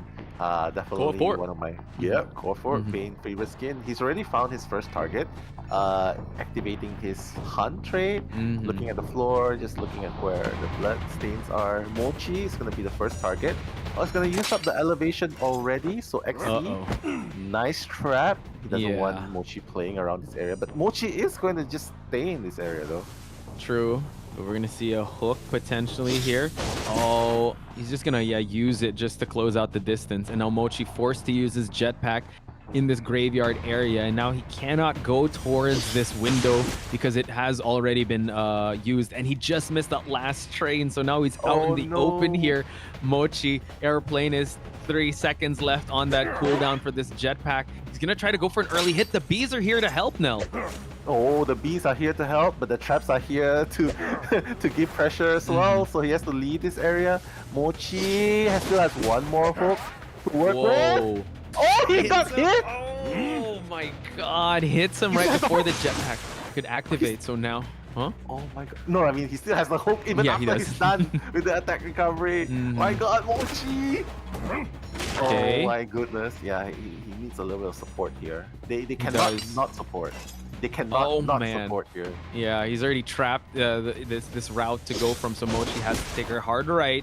Mochi now out in the open. He actually could just go for regular hit. He's gonna get that hook in the short distance here, gets the regular hit, and unfortunately only one cipher was popped in the progress of all of that, because again, they focused on firepower, so they don't have the decoding progress. Kazuneko is in the mix here. Let's see if he's going to go for an early rescue. He does have a football, and note that XC has excitement to work with. Yeah, and that's a very smart play as well. He didn't go straight for the, hey, chair bump, you know what I mean? Oof. But that's going to cost him a little bit. Wait, okay, forward, chip damage. Coordinator. This is such a risky place to shoot, you know? This is so scary. Able to get the rescue, and now he's just gonna go for the hit and hits the coordinator in the process. Coordinator has a flare gun. He's gonna use excitement right away. Wow. Oh my god! Aeroplanist. Oh, and he just puts the trap. Kazuneko shouldn't. Oh my god. Kazuneko. Yeah, Kazuneko has to be very careful. I know he wants to stun. He's had so much highlights of stuns. Look, he puts another trap down. Kazuneko already got hit by the first hook. So now let's see. He puts another trap in the process. That was pretty cool. Pretty cheeky. But he has to be careful. Yeah, he has to be very careful not to get hooked here. Oh, he missed. Okay, nice move. Another trap here. Oh, he's gonna. Oh my god, he did get hit, but the bees are here to help, so the support is happening. Let's see if the airplanist, he's gonna walk through the trap here. Kazuneko. Oh, he just lets go at this point. But let's see. Oh, he got stunned. Yeah, he got stunned. He let go. He let go. Okay. What was gonna happen? Another one. Another stun. Airplanist is out of the way. He did bring rage, right? Oh, yes. Okay. Flywheeled a little too early now. Let XC able to down the forward. Yeah. But ZETA is playing this pretty good though. Look at the Cypher progress. It's actually 3 Cyphers down. 2 are being done at an amazing rate. So Mochi, like they can still get a 3-man escape here. They could. They potentially could.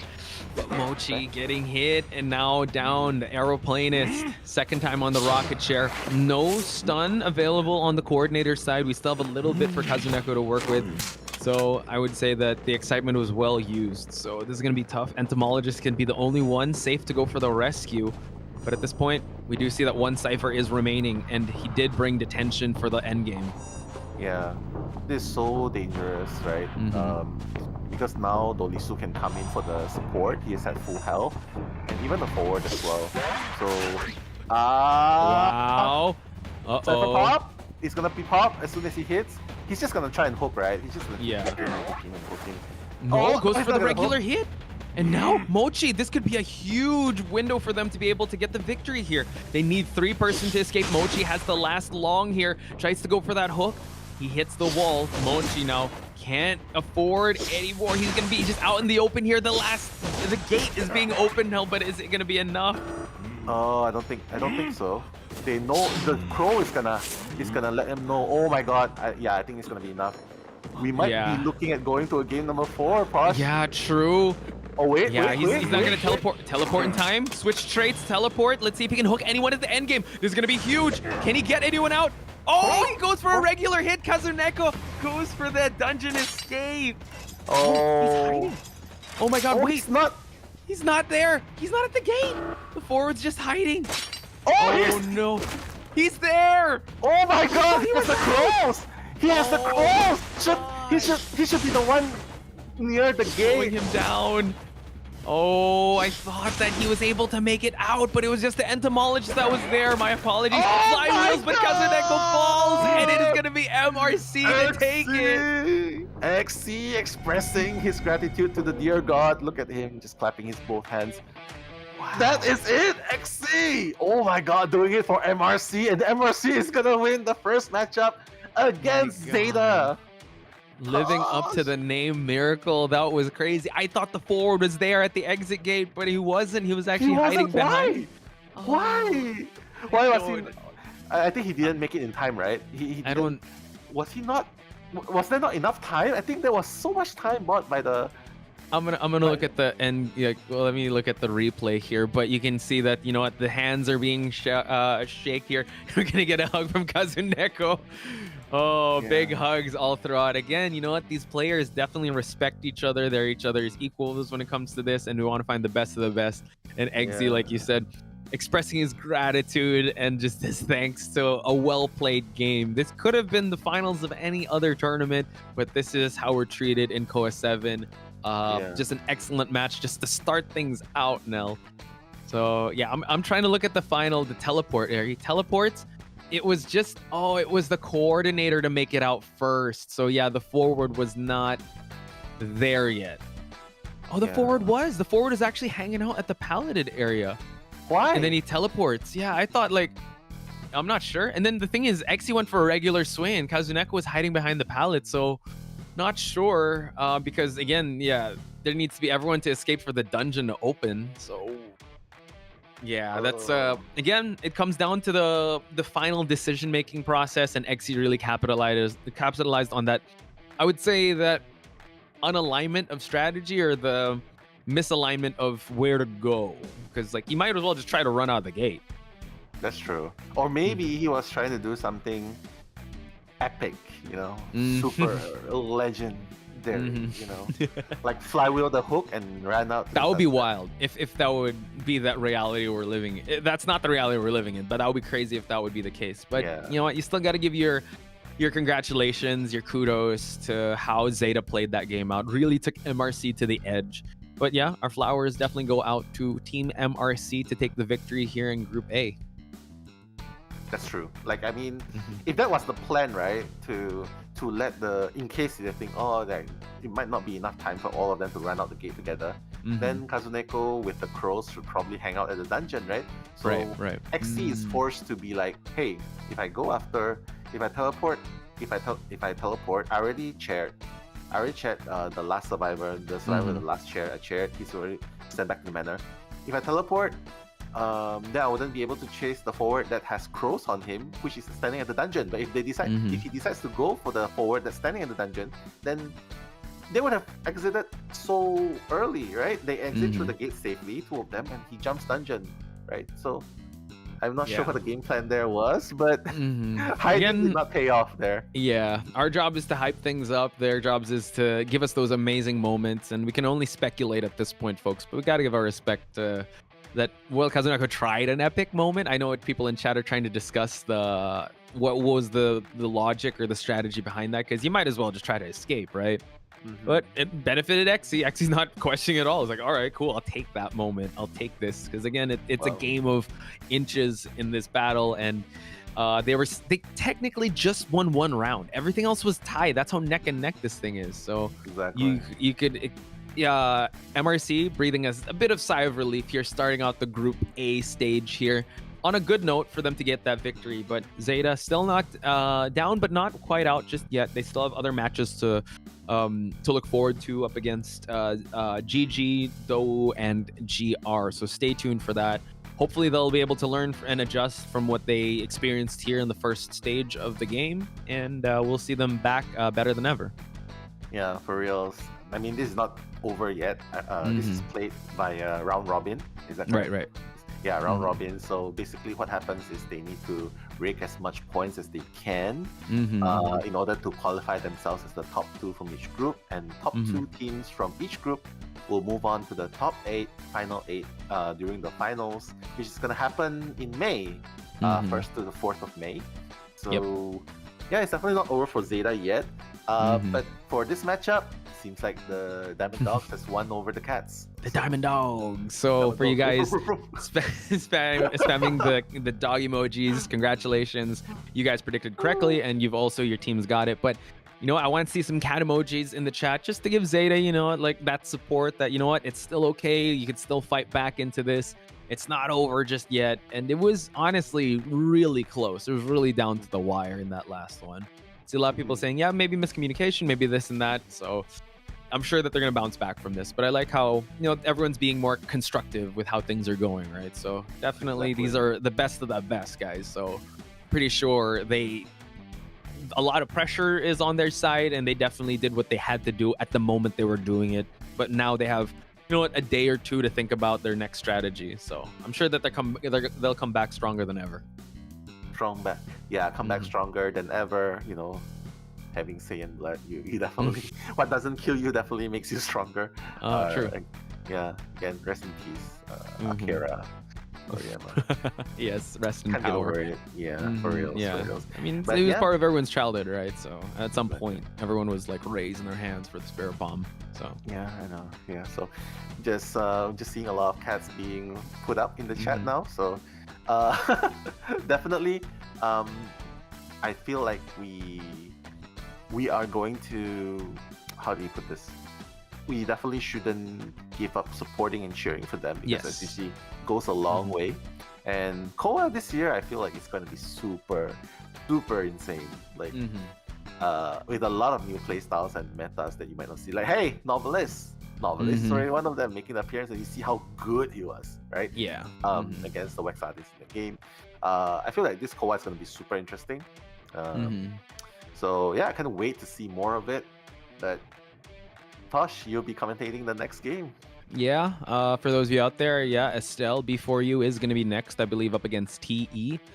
Psyche will be joining me for that one, so he's going to give he's going to give his knowledge on Before You and like his strategies, because he is a pro player, so I'm excited to pick his brains on certain strategies, especially as Nell said, like we're in a pretty interesting spot in the meta, right? Novelist is out. I know a lot of people are saying, oh, Opera Singer, you know what? It's just round one, so we just have to. You have to get, like, the Survivor teams just have to bear with that in round number one. But it's still very exciting to see Opera Singer. We're going to see a lot of Opera Singer, so I'm just letting you guys know, you know, just set your expectations. Round one is going to be dominated by Opera Singer. And TE also, the first team to qualify for in the Chinese mainland division to COA in the qualifiers. So I'm excited to see how that's going to happen. We did see also an interview with Sprinter and Yihua, one of the survivors of TE. So that's definitely going to be an interesting one. So let's check out the match data here now as we wrap up this match between ZETA and MRC.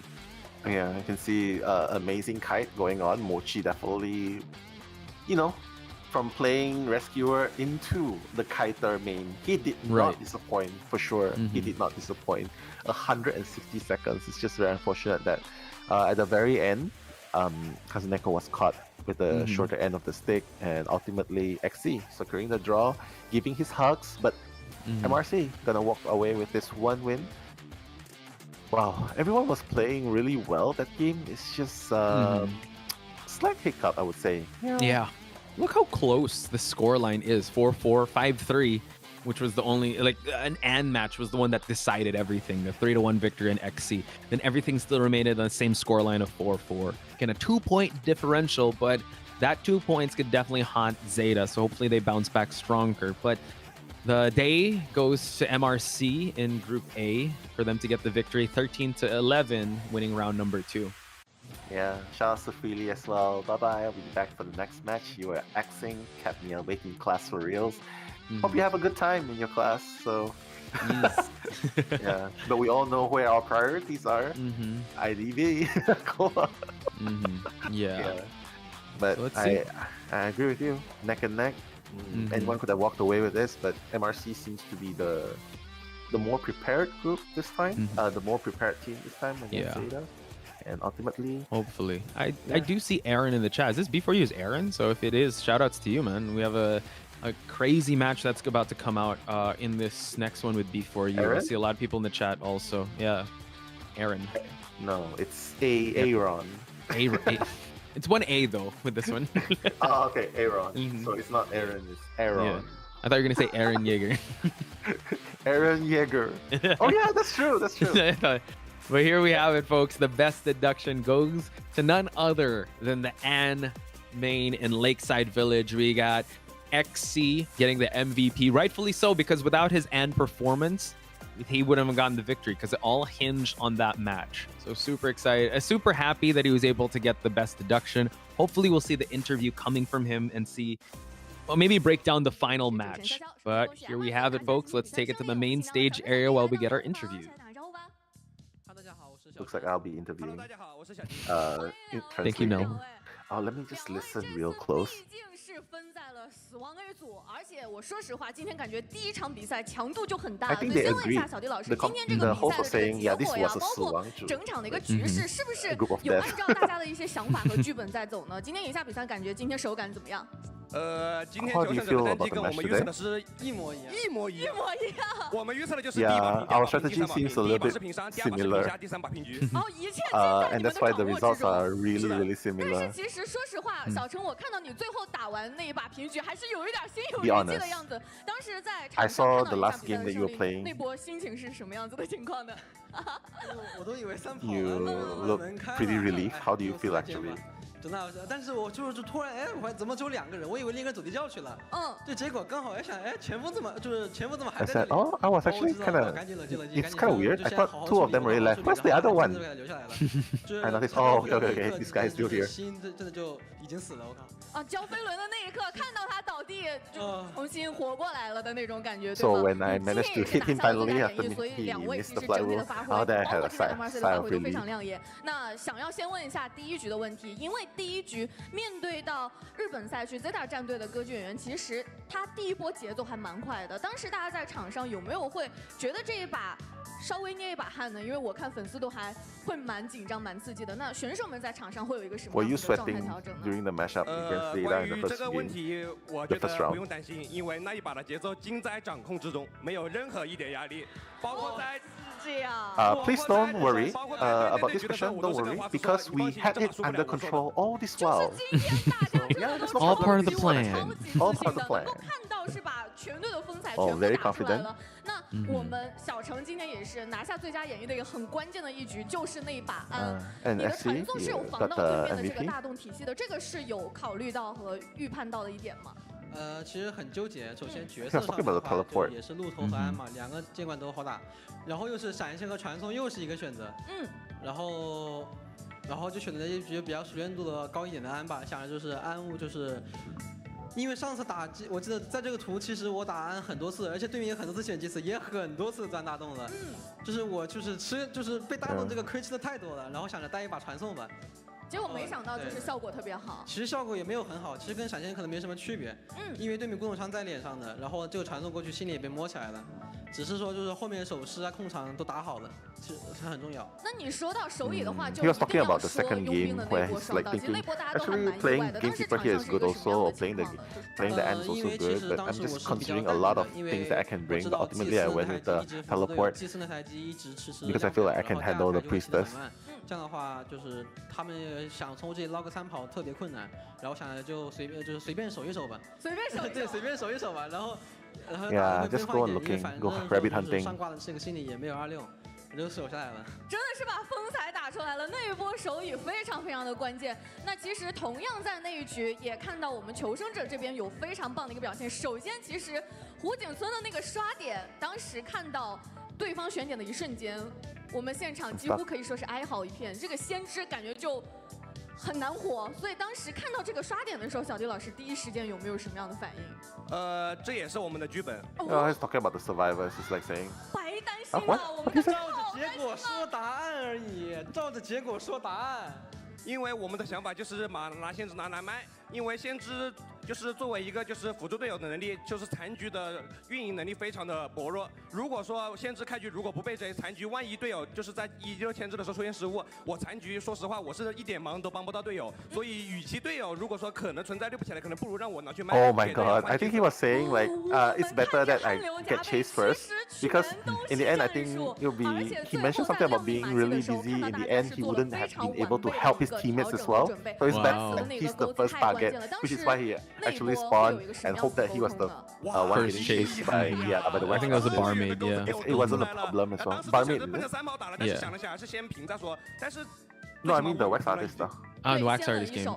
那一局赢下之后，就看到第3局大家整体的状态又有一定的提升，而且小迪老师那波永眠阵的飞轮，小程你在备战间有没有觉得哇，那波太帅了？一般吧，看一般吧，一般，我也觉得一般吧。真的假的？就是急操5-6的那种感觉是吗？哎，毕竟有一点运气成分，其实是打了个平局嘛，真的是。 啊，就打了个一样嘛，不值一提了，是的，主要优势没必要救人，是的。哦，太严格了，但是那一把确实，小迪老师那个飞轮一交，不管是弹幕还是我们备战间所有的中文区的解说、日文区的解说，全部都是全体起了一个状态，真的非常棒。那其实最后还是有一个问题想要问一下大家，今天也是赢下了比赛嘛，包括刚才小程打完那一局蛮心有余悸的样子，但是后面 A 组的比赛还是会一如既往的刺激下去。小程觉得在这个组别有没有什么自己的想法？觉得目前最大的那个危险会是在哪里 ？A 组？没有危险。没有危险。我说了，抽到 A 组的时候， Okay, so he's just saying like, okay, considering the performance and you are in this very dangerous team, in this dangerous group, right?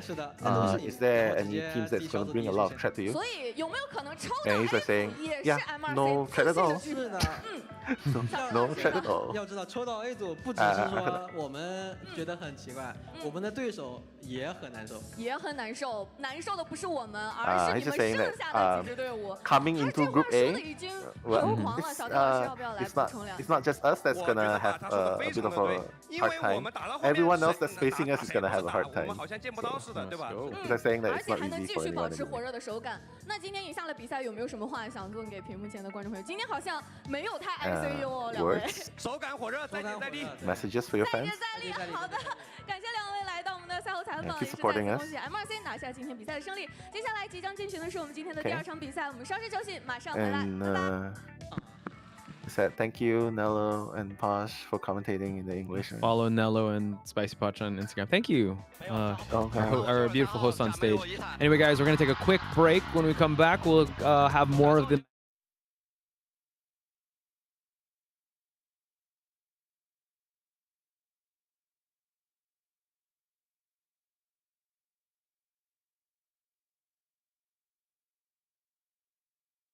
抛给我2楼啊！他说我在想你就好，会死了，会死会死。别，那就晚点死，我或者死远点，让我这台手开80了，抛个10秒就够。翻吧，哎，可以，翻 ，nice，目的地窖，中场地窖，还有10秒好救，压不好。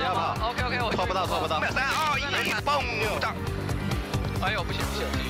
过来，别。もうその辺で稼げるところで全面に行く。誰で行こう。死ぬわ。いいよ。ナイス、頑張った。真ん中。もう俺が10打って5任せるから金これ粘着もらってほしい。結構これ行く。後ろから撃墜させる。まだ5分あるから無理。ナイス。追加へ。追加へ。あと3割。でも風こ取れダブキューいけると思う。そうね、ダブ